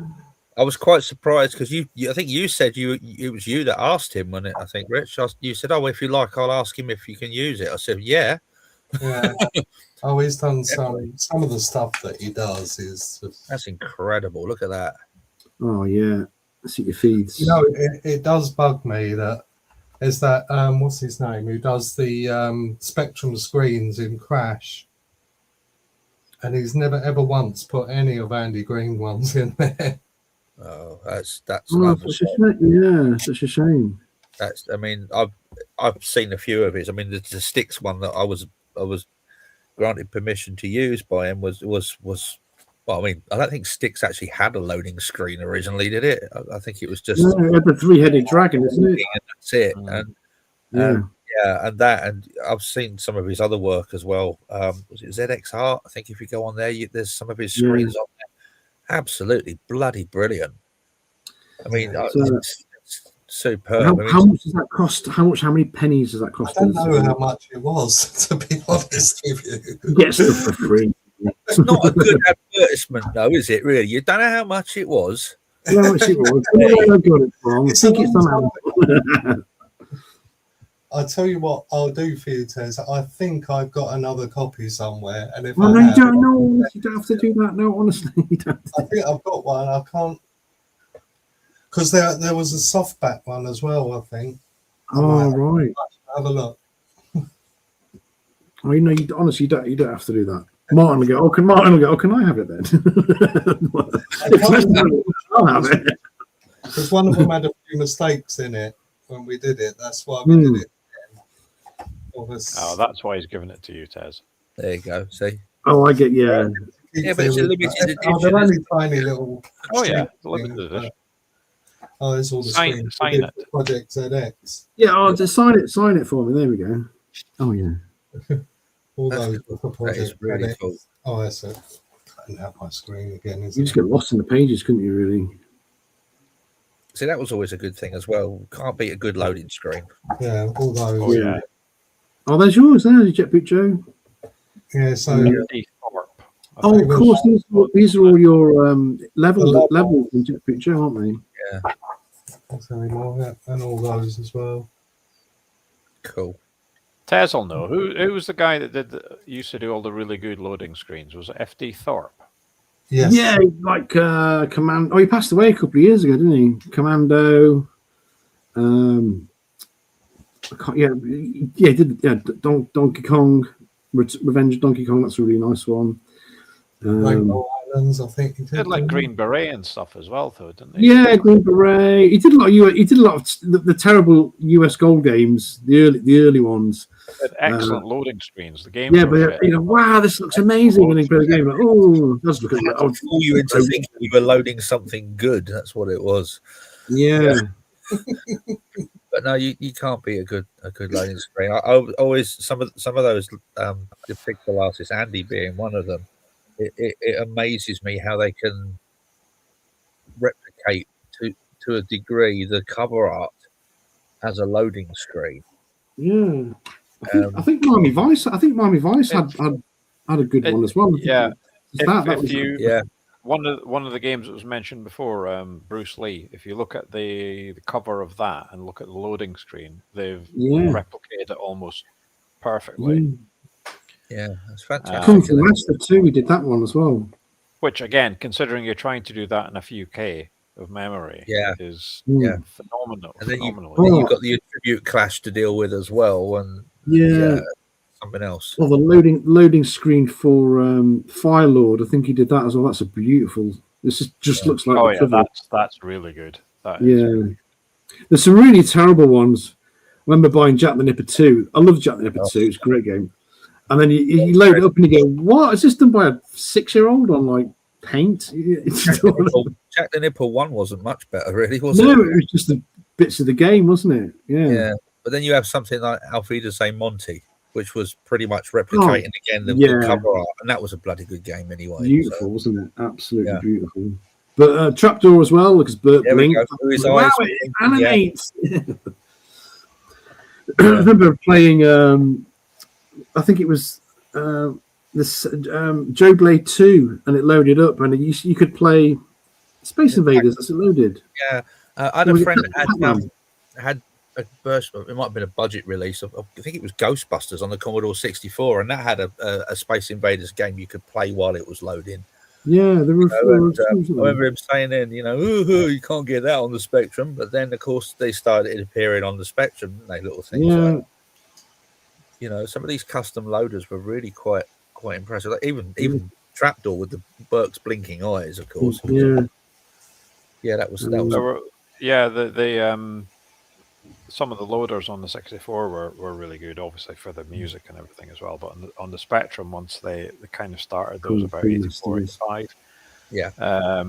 Like what's the one? Like Fairlight, for example, had the countdown and everything on the loader. Yeah.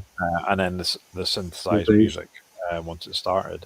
But just the fact of having the loading screen doing something while the game was loading, that was something different. Because normally the Spectrum screens were quite static. Yeah. And everything. And then you had they started getting into the cool sort of tricks like Academy. Tossetti 2 had the loader bars and the exhaust of the spaceship. Oh, it flashed. So you didn't see it around the screen. You just saw it in the exhaust of the spaceship. Like the Technician Ted one. Remember the Technician Ted one? Where they're running. Yeah, that was good. That was good. Yeah. And Bobby Bearing as well was another one where it was loading and it had the countdown and everything, and Bobby would kind of like shake and that as it would load. Oh, that's cool. So it was really when games loaded, it was sort of a peaceful time, wasn't it? And sometimes it was better than the game. Yeah, but I think they kind of cottoned on to the fact that whenever you loaded a game, particularly a 128K game, it's when most people buggered off and put the kettle on. Yeah. You know, to actually kind of do something that you could sit and watch while it was the whole laborious process of loading it. Everyone has sort of memories of games taking an eternity to load when they were a kid. In actual fact, your average 48K game loaded in about 4 to 5 minutes or less. 128K games, if they were proper 128K games, took about 15 minutes. 15 minutes. Yeah. So, yes, it was a long time. You can imagine the kids now sitting down and going, no, my lad, 15 minutes for this to load. Lads. When he's downloading the game on his Xbox, it's like, you were like 16 minutes. You were sitting watching the screen, watching the loading, and reading the manual, going, come on, yeah, waiting to get into it. Yeah. I remember a friend of mine had Manic Miner on the Commodore 64, and I said I was going around to his house, and I said, well, get it loading up now, because it was a bus journey for me. And I got the bus to his house and it still hadn't finished. It used to take about 20 minutes. Well, that was before the turbo loaders on the 64. So it did take about 20 minutes. Yeah, that's right. Batman. The difference between on the Commodore 64, the difference between the UK and the US, for example, where the 64 was really big in the US, is they didn't use tapes in the US. Pretty much. They only used discs, really, because it was a lot cheaper to buy there. So most kids were using disc drives, whereas in the UK they were nearly all using tape drives. I knew one guy that had a disc drive, a 1541 drive for his 64, and it was like, whoa, that's phenomenal. You play games on that. Play games like Gunship or Elite or stuff like that, and you could hear it spooling stuff off of the drive while you're playing. So it's obviously extra stuff in the RAM. Completely different experience, but at the same time, the drive cost about as much as the computer itself, and the games were obviously a lot more expensive. It's quite staggering when you get some of these old adverts from magazines from back in the day, and actually how expensive things were. I mean, the comparison between the price of a Sinclair Spectrum and a BBC Micro. I mean, 130 quid for a Spectrum and £400 for a BBC Micro. £400 in 1981, particularly to my family, was an absolute bloody fortune. Yeah, you could buy a car for mini Metro. What I mean. But that said, I never ever regretted having a Spectrum. My first experience of a home computer was a BBC.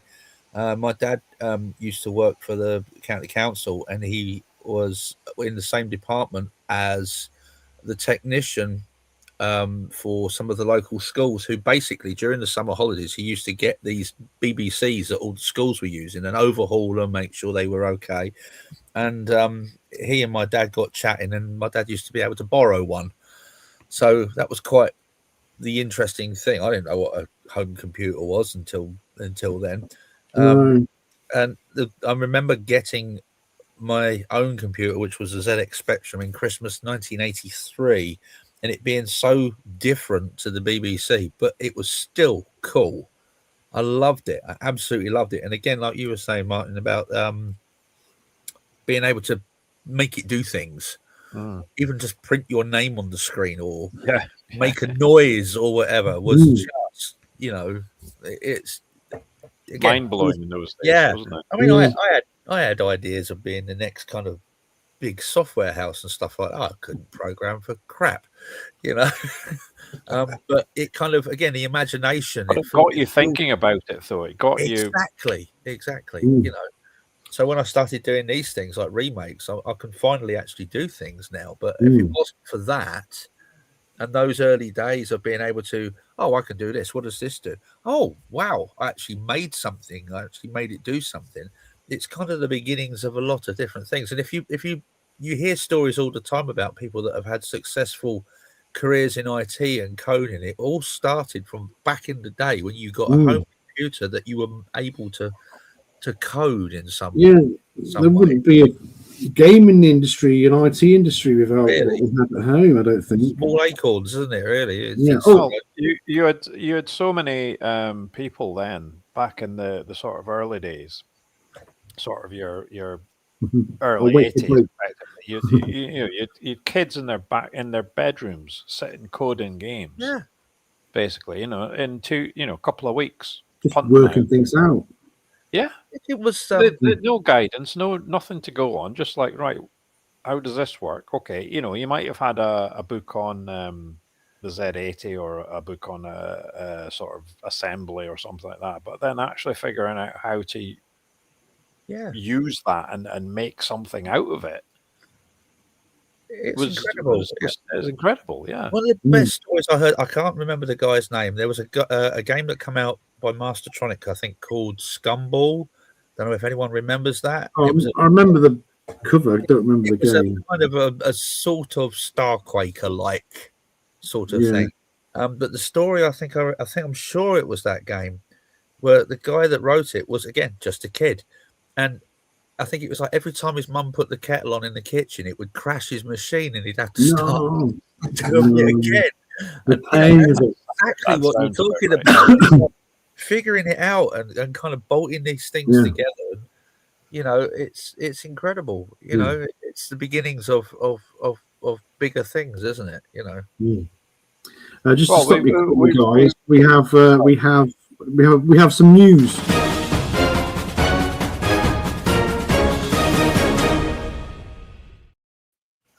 Mark's here. You're right, Mark.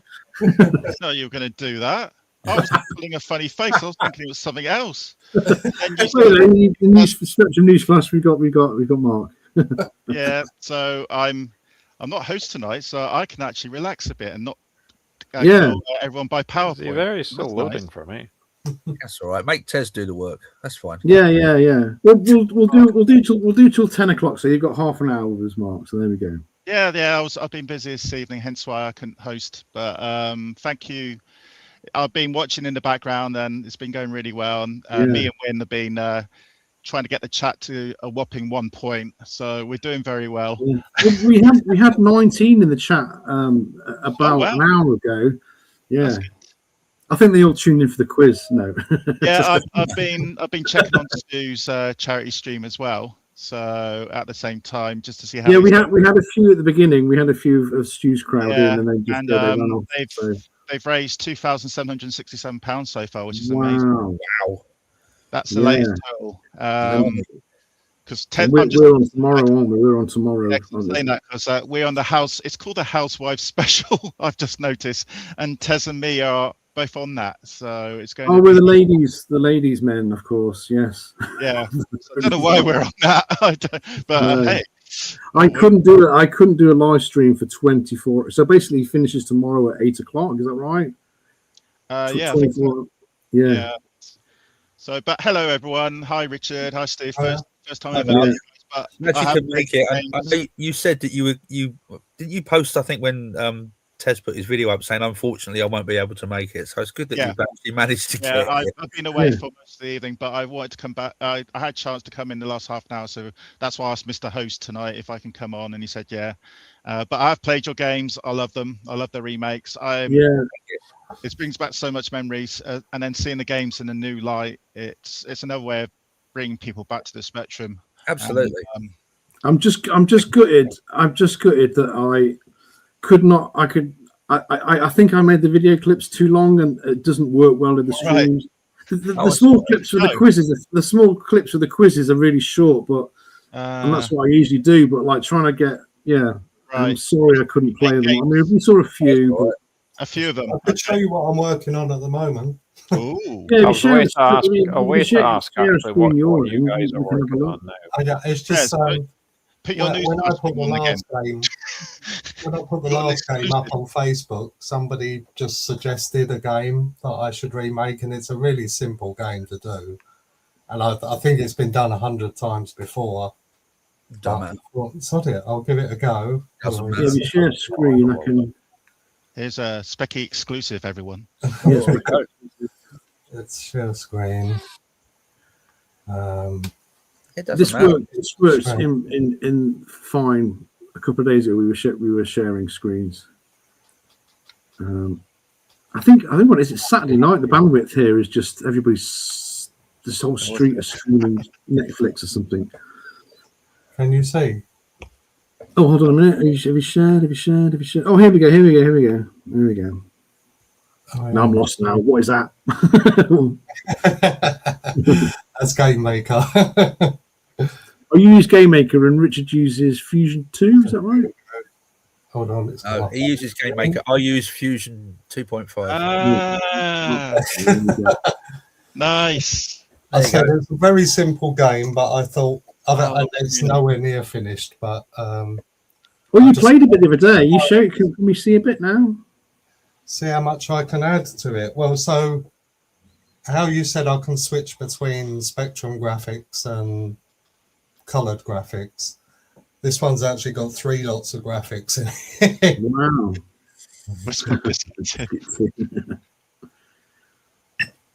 There we go. So there's the original. Oh, that's really cool. I love that. Quick press of the key. That's amazing. You press C. Yeah, you press. Press of another key. Oh wow. Yeah. That's great. Look at that. Imagine if the developers in the day had access to this sort of stuff. Yeah. Oh yeah. Make it I can't go away yet. So Richard, can you actually do that in middle of gameplay? Just change the screens. Yeah, I'm just pressing P1. It's brilliant. You can do that. Yeah. Most of your games do that, don't they? Now. Yeah. That's really good flavor. That's really good. Yeah. Hey, Richard, while you've got that up, could you show us Rex? Could you get Rex up? Yeah, we'll be back in just a second. Finish one screen of this. That's excellent, isn't it? That is so good. Yeah, we like that. That's another game I'm not very good at, but I will play it. You just hover around it. You hover around on the top. Where's the best sweet spot in? Oh, look at the aliens! I know the aliens are really good. That's really good, Rich. Yeah, that is really good. Yeah. Here we go. No, I'll tell you what the cheat is for Rex. Oh no! What? Yeah. Zoom on that cheat. Zoom. It's in the instructions, isn't it? The cheat for Rex? Yeah, if you look at the PDF, instructions, the PDF that's in the zip file with Rex, if you look at the credits page on that PDF, it will tell you what the cheat is. Okay. It's all these are for the PC. I'll put a link Yeah. into Richard's. This might start in full screen, so it has. Yeah, I must admit, I never played Rex, so this is new to me, but I'm sure Tez has. Oh no, Rex! It's a very good, very hard game, but it's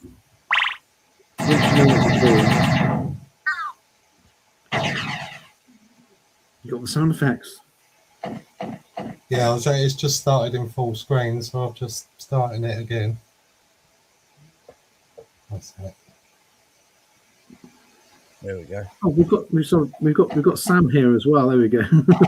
Hey, Sam's made it. Hey, Sam. Hello, folks. Yeah, a bit late. Yeah, the whole team's in. Sam and me are the gate crashers. Just showing off now. Oh, See, yeah, that- I like stuff time like for that. Rex. That the intro, I love it. Absolutely love Yeah, it. and I mean, you've the got game- more I like a remember the backstory game. with it as well.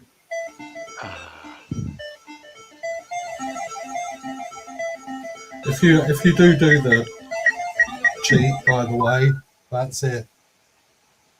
Yeah, you can choose that. Yeah, that's good that you can choose. Yeah. What you want to cheat on. I did that with my Saber Wolf remake. There's a hidden way of doing it, but you get like a separate menu, like probably things on and off. That sounded a bit like Operation Wolf. Look at that.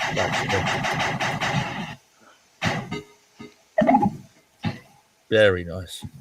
Yeah. You know, if you'd had Amiga style hardware available at the time, that's what you'd been coming out with. Yeah, right. Yeah. Because that's Posting perfect some, Amiga sort of territory. links. It is very reminiscent of an Amiga game, isn't it?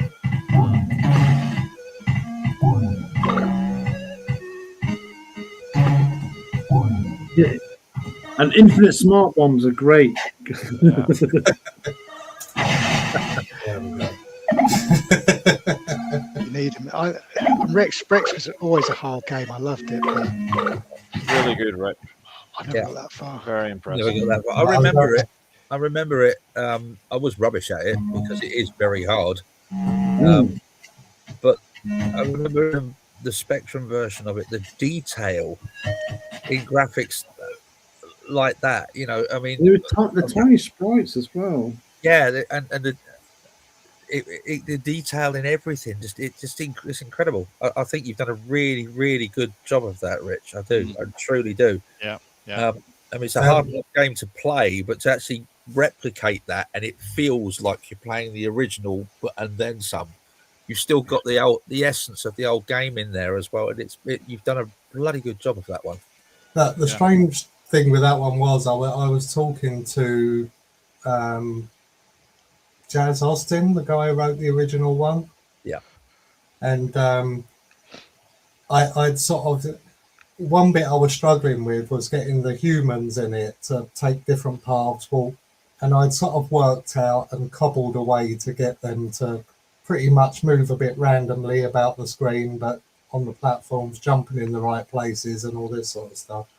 And when I was talking to him about how I'd cobbled it together, he said to me, I did it exactly the same way in the original. There you go. Hen shit and feathers, Rich. Hen shit and feathers. Hen shit and feathers. Yeah. Never fails. Do you know what? It's funny because if you look at my stuff, I will put a link.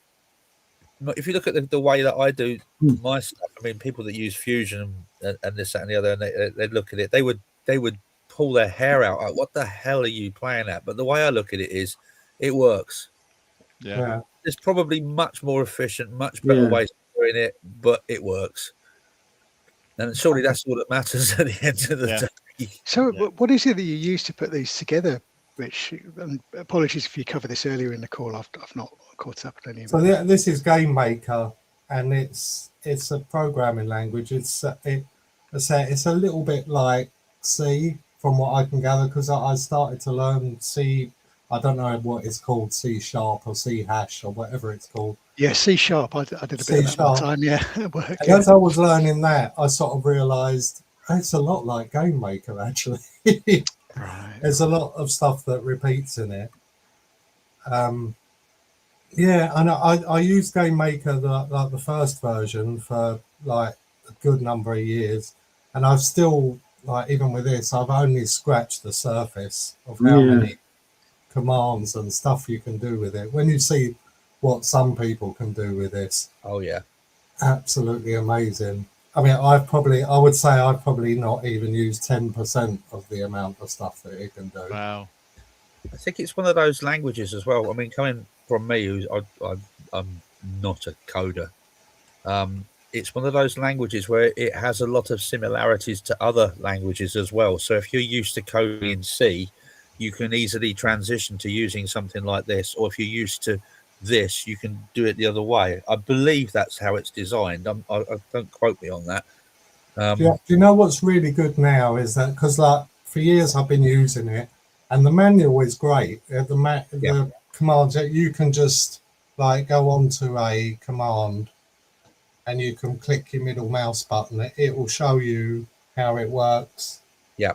And but the only problem with the manual is you have to know the command in the first place to be able to look it up, which isn't great. But now with AI, you can say to it, what's the Game Maker command for this? Yeah. And it will give you a few commands, and then you can look them up and say, oh, that's the one I need. And I did that when I did, I can't remember which game I was working on recently, but a lot of games I tend to put a high score table in.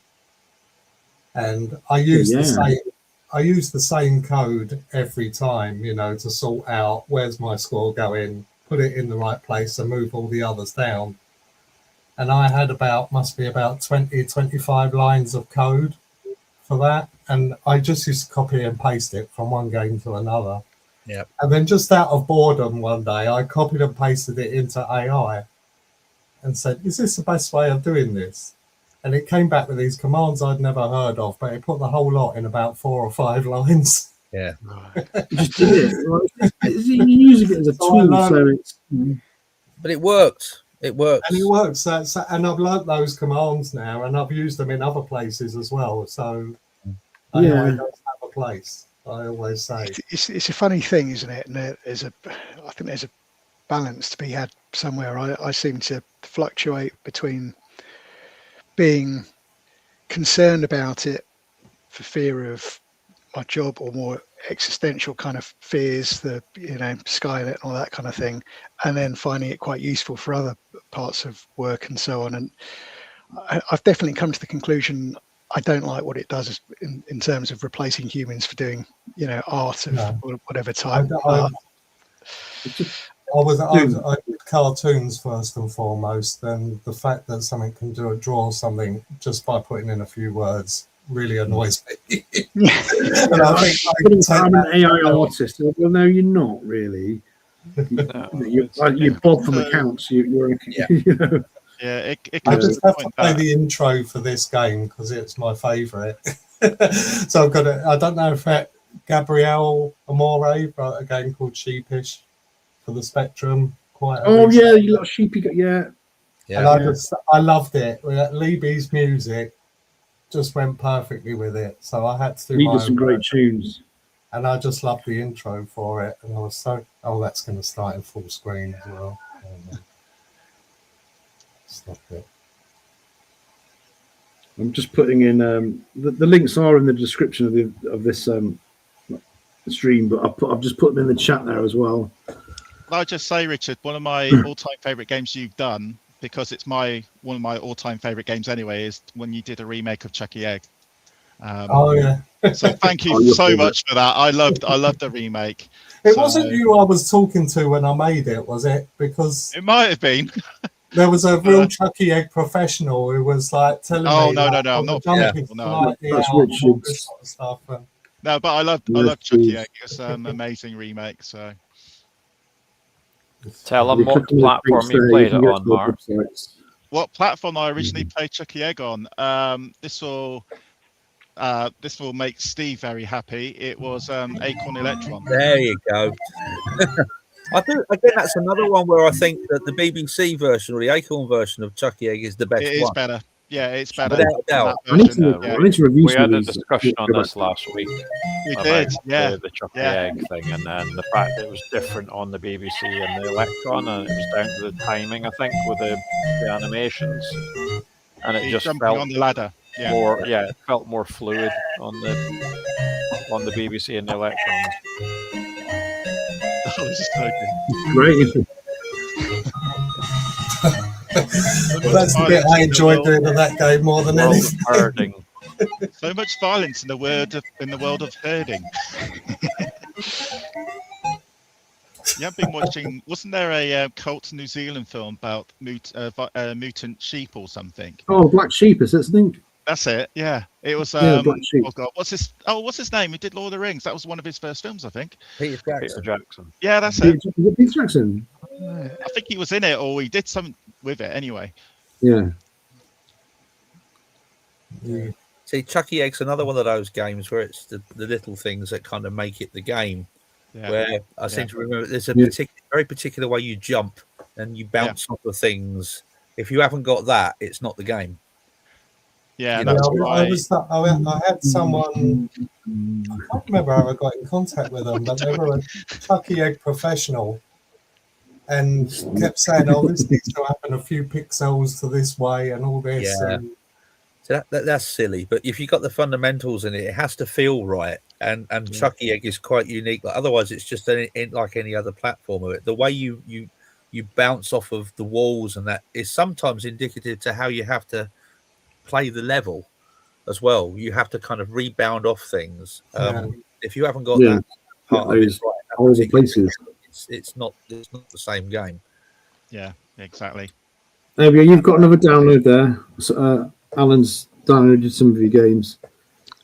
So you've got Richard's homepage there for his games, and I think this is to the itch page. That's to Exelon, just the Exelon page. If you get rid of the Exelon TCA bit on the end, it will give you the whole.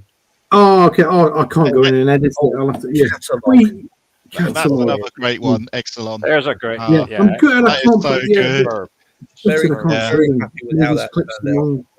I mean, Paul did the graphics for that, and they are just magnificent. But I spent a lot. Wasn't that one of yours, Rich, as well, that you really like? What's that?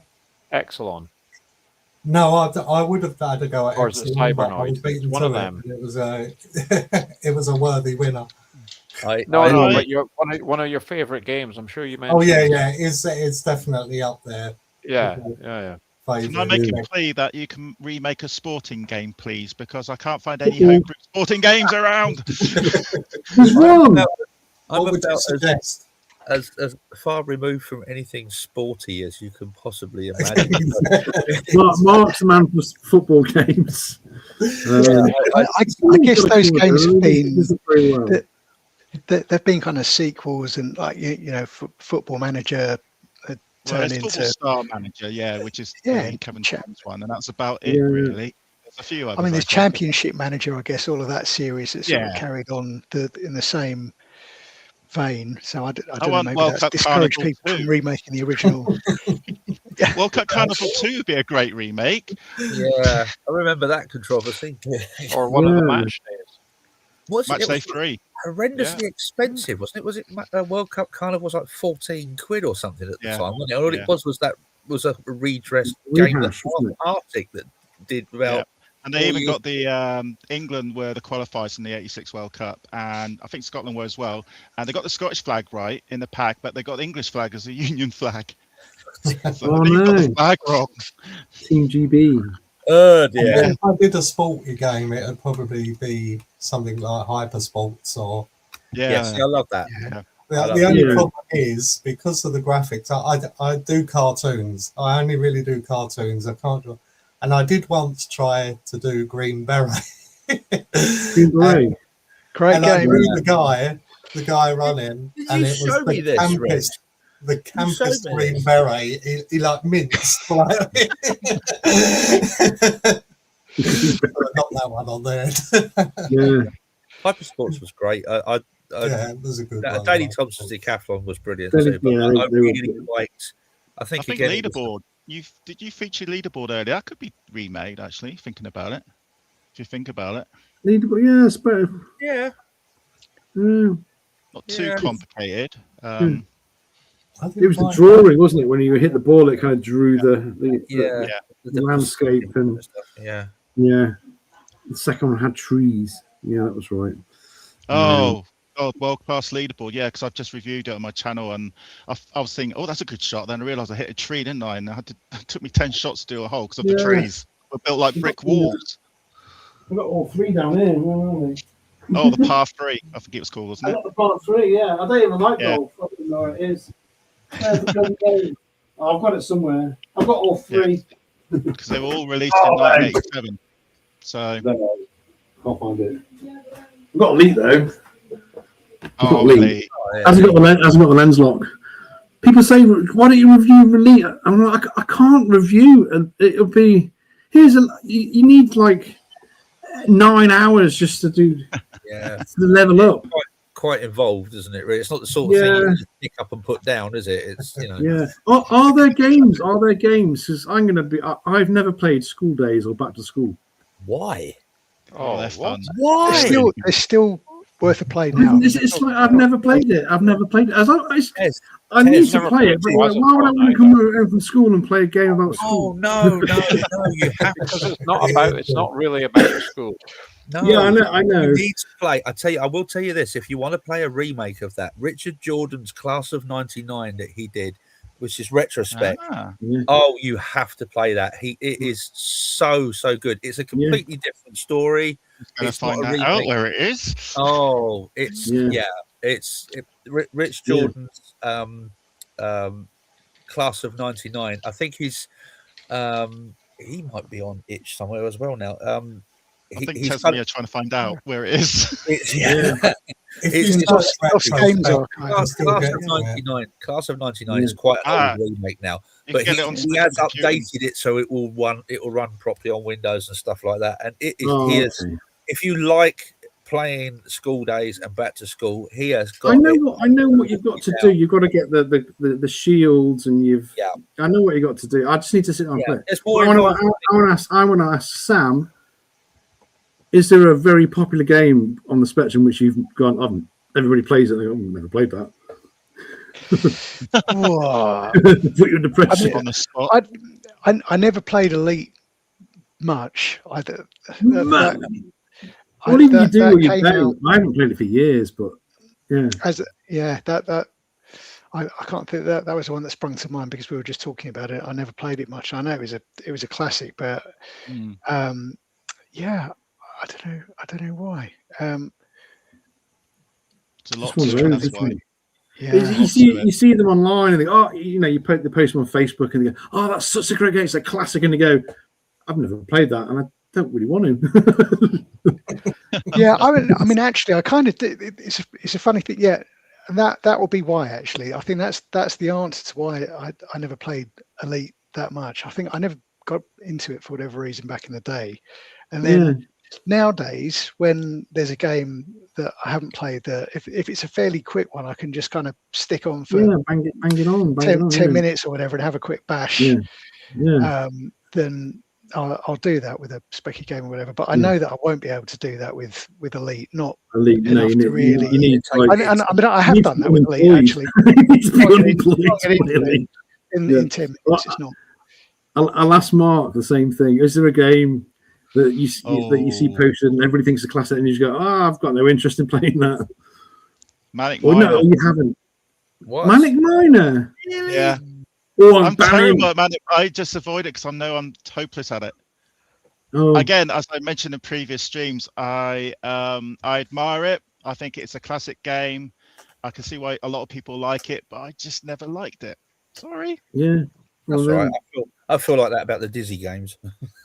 I've never played Disney games. Is yours Dizzy? Yeah, I kind of. I think for me it was more of a financial aspect. I couldn't afford to go out and buy a new game every week, so I don't know. It's the Dizzy games. Everyone was ranting and raving about how good they are, and they just never really. Dizzy, me. Yeah, exactly. It's like, oh, put the egg up your ass. Fantasy Island Dizzy and Spellbound Dizzy and Dizzy. I think I played the first two. Oh, it's like so many of them. Sake. No, it wasn't for me. It So definitely yours wasn't. is Dizzy. I'll ask Rich the same question. Well, now knowing the type of thing that I hate in games, you probably won't be surprised. Nodes of Yezod. No, I can't get on with that either. No, it looks nice. nice. Of rooms that all look the same. I can't get on with that. I want to play a game. I don't want to draw a map. Yeah. Oh, brilliant! It looks great, but I am the same. I don't hate it. It's just like, I don't want to play it. And all those games, any games like that, Starquake is another one. Oh, Martin loves Starquake. It's the type of game I don't like. Lots of rooms that all look the same, and I don't want to draw a map. What's yours, Martin? What's yours, Mark? I'm quite similar in some ways. I never got on with the Dizzy games. I don't know why. There was just something about them. They weren't awful. No, they weren't awful. It just I don't know what it was. I just couldn't get into it at all. That and the Wally games as well, like your Pajama Ramas and stuff. No, I've never been. Yeah, I've never really covered those either. I could never work out what to do in any of them. They were definitely a bit. Sometimes the clues were a bit tenuous, and you had to kind of. I did like. I'm a great fan of the original Dizzy, Treasure Island Dizzy, especially Fantasy World Dizzy. I think after that, and then there were a lot of them, and I did kind of get a bit bored after a while. But yeah, some of the quick snacks was good fun. Yeah. Great little speech thing as well. Game though, wasn't it? I don't mind little arcade games like that. But yeah, I've got one. I can never understand why it spent so long in the budget charts in all the magazines. BMX Simulator. I just think it's shit. It's no ATV simulator, is it? ATV Simulator is low. It's great in 2-player, apart from them bloody Eagles. But ATV Simulator, excellent. But BMX Simulator, it's like, why is it? Because it's BMX, wasn't it? It was. I love BMXing as well. BMX and it was cheap. That was why. Yeah. I prefer Ninja Scooter Simulator.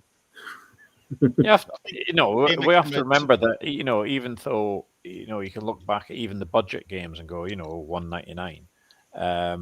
That was still a reasonable outlay at times for certain kids and everything. And you might have only got one of those once a month or something like that. So you would treasure it. That was, doesn't matter if it was a bit shit. It was yours. Yeah, you were going to play the hell out of it. It was something to do.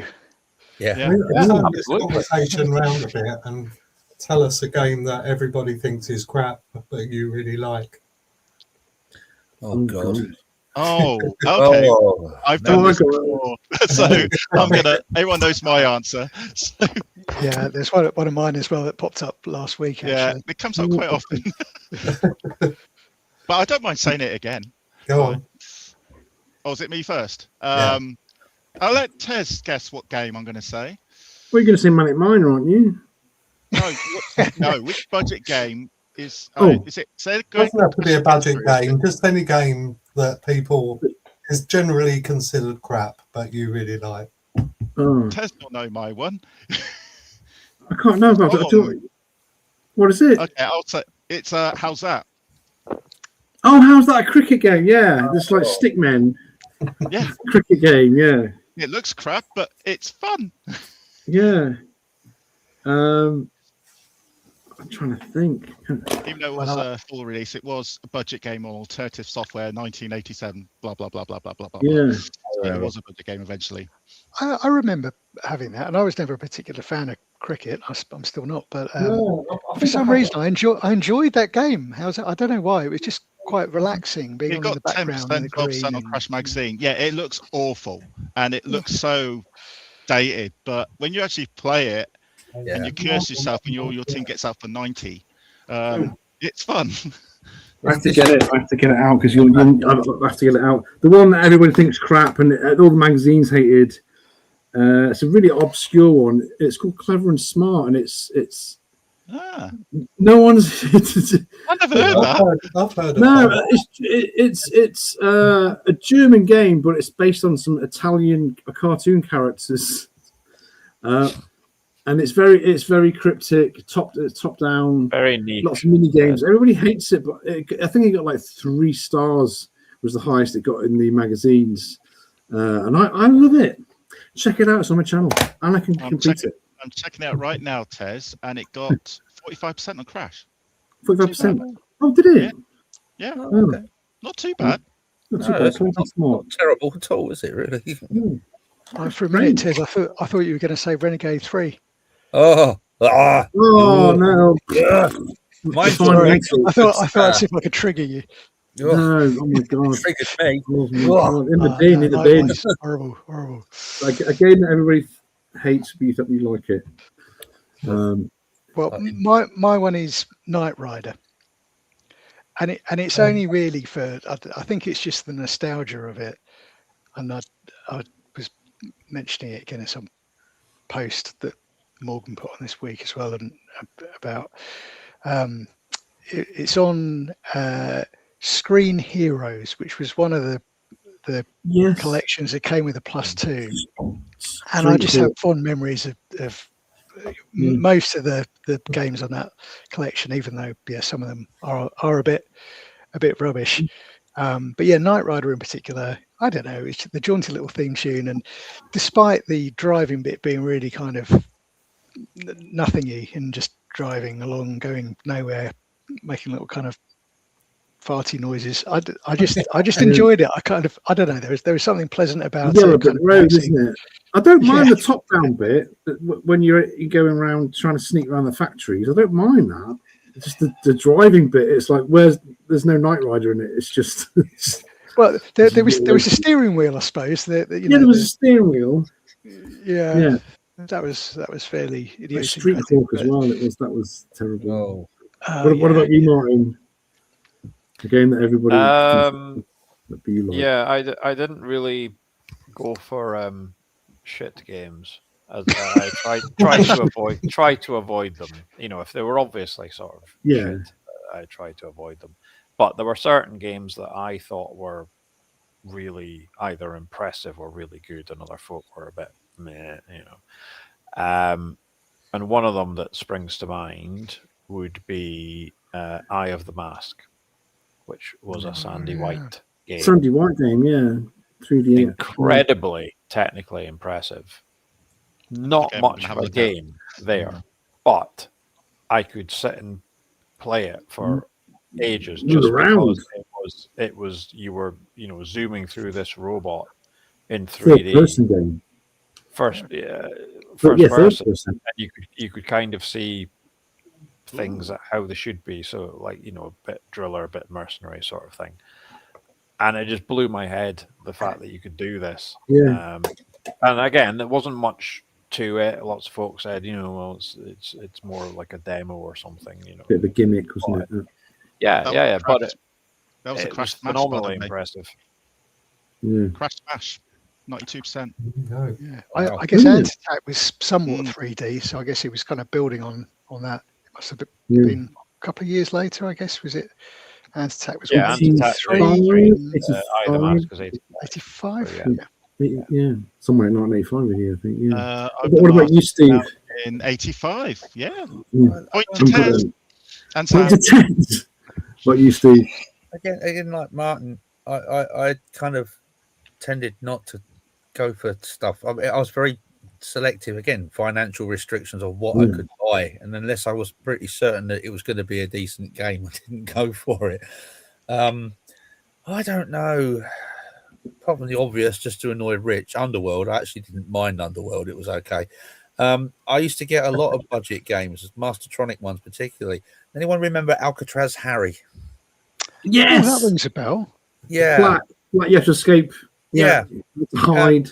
It was written in BASIC, like a lot of their early stuff was, but I actually really quite enjoyed it, and I sussed out how the best way to do it is basically just go along, because if you Yeah. exit a screen, if you go back, you get captured, and you have to find files. I think some secret files before you escape, or whatever. But if you actually go along each screen and go up one and then across like that and then up, you kind of got to the end without getting captured. I don't mind that game.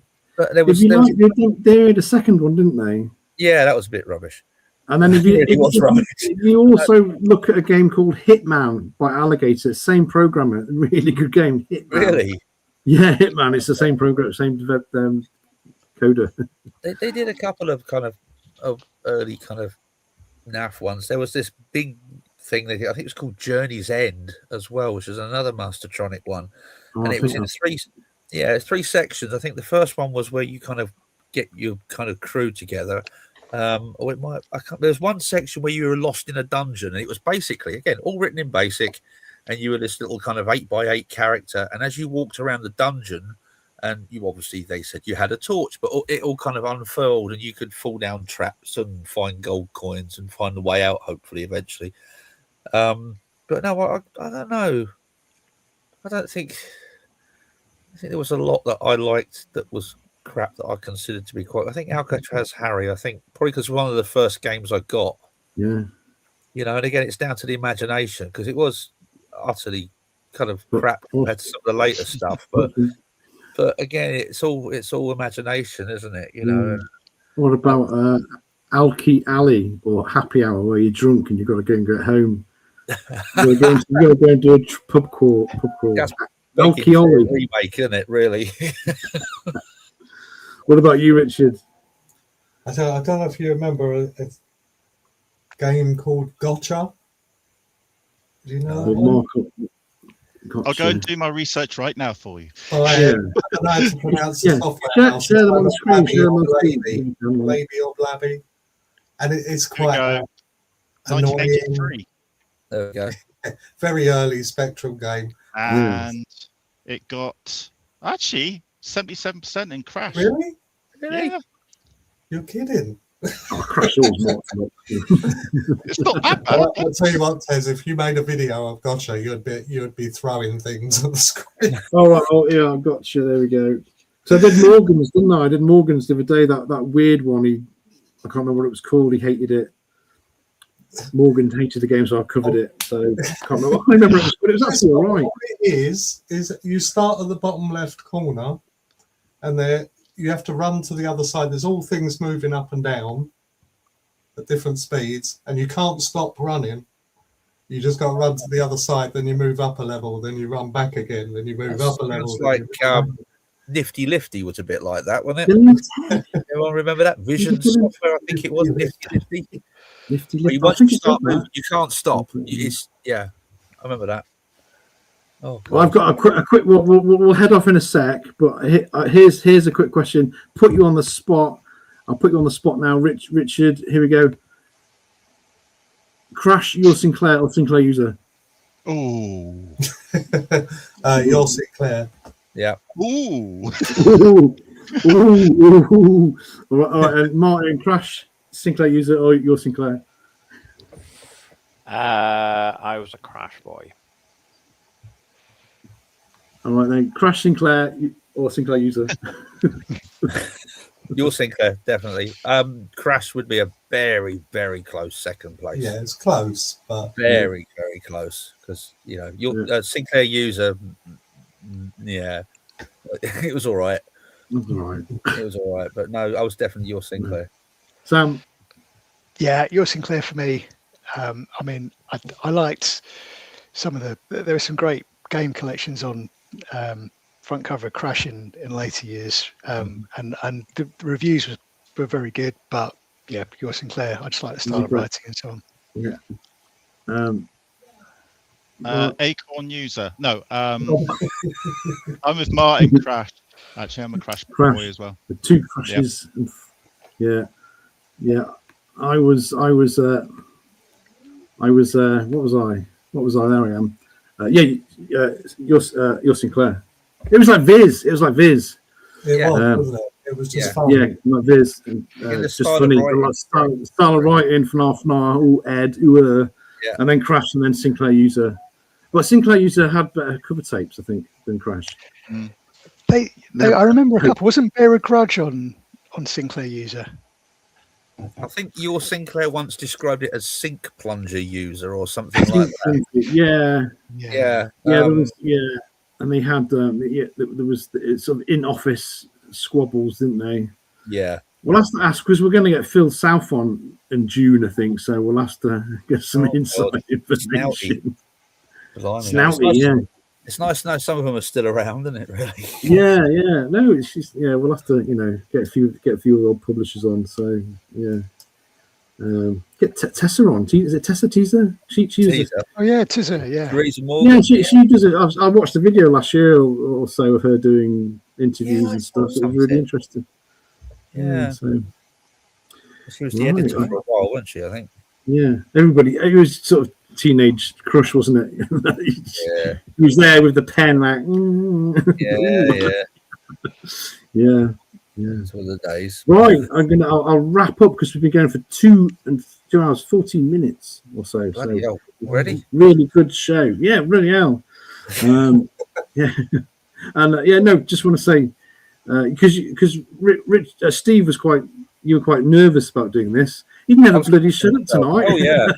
I don't know what to talk about. Get word in edgeways. Poor Richard there. No one wants to see my stuff. What do you want to talk to me about my crap for? No, it's good. But I apologise for not being able to. I think I've made video clips too long, and they just didn't work. And I paid for this StreamYard thinking it would be better, but never mind. So yeah, thanks, Richard. It's been excellent, very insightful. Yeah. What do you think about the quiz? Should I do that a bit more often, or was it a bit daft? Yeah, it was fun. Yeah, well, I'm rubbish at it, so I can't really. Just give me the answers before the stream, Tez, okay? Oh, I'll send you the answers before the stream. That's a good way to win. It's nice to meet all of you. Anyway, definitely. Nice to meet you. It's quite nice to actually people do like downloading my stuff. Well, you keep forcing it on me, bloody hell! No. Oi, you play this now. He does. He goes, got a new game for you, Tez. Keep it hush. Don't say anything about it. Play test it. Mum's the word. So, yeah. How long did you sit on Exelon? How long did I make you keep that quiet? Since last September. Yeah, it was a while. It was like, and Rex as well. He's like, Rex. I was waiting. I said to Tez the other day, I was waiting like months for Libby to do the music for Rex. Yeah, Lee. And the game was all ready. But he wanted to do some music, so I was waiting. Thanks, and he has a lot on, as you can imagine. He finally got me the music. I've sorted it all out. I've uploaded it. He messaged me last week and said, "You've still got the old music." Yeah, you put the old music. You messaged me as well. So all that waiting, it's not got his music anyway. The irony. Whoops. I've not really got much going on at the minute. There's a few things planned, but it's going back to what we were saying about the whole being able to sit at home and just make it do things. Paul and I had an idea of going back through things like Sinclair programs where people would write games in BASIC, and we picked type-ins. Yeah, we're making like it's called a type-in arcade, where basically we picked 3 out of the plethora of stuff that people had done that we thought was kind of pretty decent, and we're kind of sprucing them up a bit, so you can have a collection of 3 type-in games kind of remade. So that should have some scope for something quite interesting. Benny Bunny. I love the Benny Bunny games. Yeah. The Benny Bunny games are definitely. Nothing's been started yet, but they're definitely being very, very seriously considered. They're really good. The Benny Bunny games as typing games. Games like that. I mean, why shouldn't they have a bit of a? Yeah, I like doing the odd type-ins. Yeah, I mean, it's there's nothing really. I mean, I'll send you a demo, Tez. Yeah, I like it years later when they were out in the magazines and there was a bit of code wrong, and then like, I think Phil South did one called Cry. Someone said I typed this game out years ago with my dad. They put it in a magazine, and we've typed it out and it didn't work. They did it wrong, and then Phil South went into it and just went fixed it. Fixed it. Yeah. Yeah, fixed it. Brilliant. Like 40 years or something different. So yeah. Yeah. So yeah, there's a few bits and pieces coming out. Anyway, then I guess we better go. Well, what's happening next time, Mark? You're the host, or maybe Mark can host and Sam could host. There you go. So at some point, Speccy Experience Stream 5, show 5 will be middle of April. The guest has not been officially confirmed yet, but I'm working on it. Excellent. Yeah, you do know Sir Clive Sinclair died. You can't dig him up. Yeah, I did try, but yeah. This is like the Rex thing, waiting for the music, isn't it? You've been waiting for this interview with Clive Sinclair for years. Yeah, got no answer. And just that. Thanks to everybody in the chat for joining us. I think we had 17 at one point, so that was quite good. Yeah, well done, everyone. He must have clicked on us by mistake. So, which when Ant and Deck finished, they were looking for Britain's Got Talent. We should make a Monday morning stream. I don't know. Big thank you to our guests, of course, and Tez been hosting. So and mine and Sam. Thanks. Nice to see you all briefly. Sorry, I didn't get to chat earlier on, but yeah, nice to meet you. Yeah, you too. Good to see you guys. So we'll see you in April sometime with some sort of middle of April. It'll be after Easter though, so second or third week of Easter on a Saturday. So same channel, same time, different guest, something like that. Yeah. We will invite Richard and Steve back though, so don't go away. Come on, you get regulars now. Yeah. Got over come on a football game stream. Right, guys. Thanks for watching. Thank you, everybody. We'll see you on the next one. Bye-bye. Take care. Bye-bye.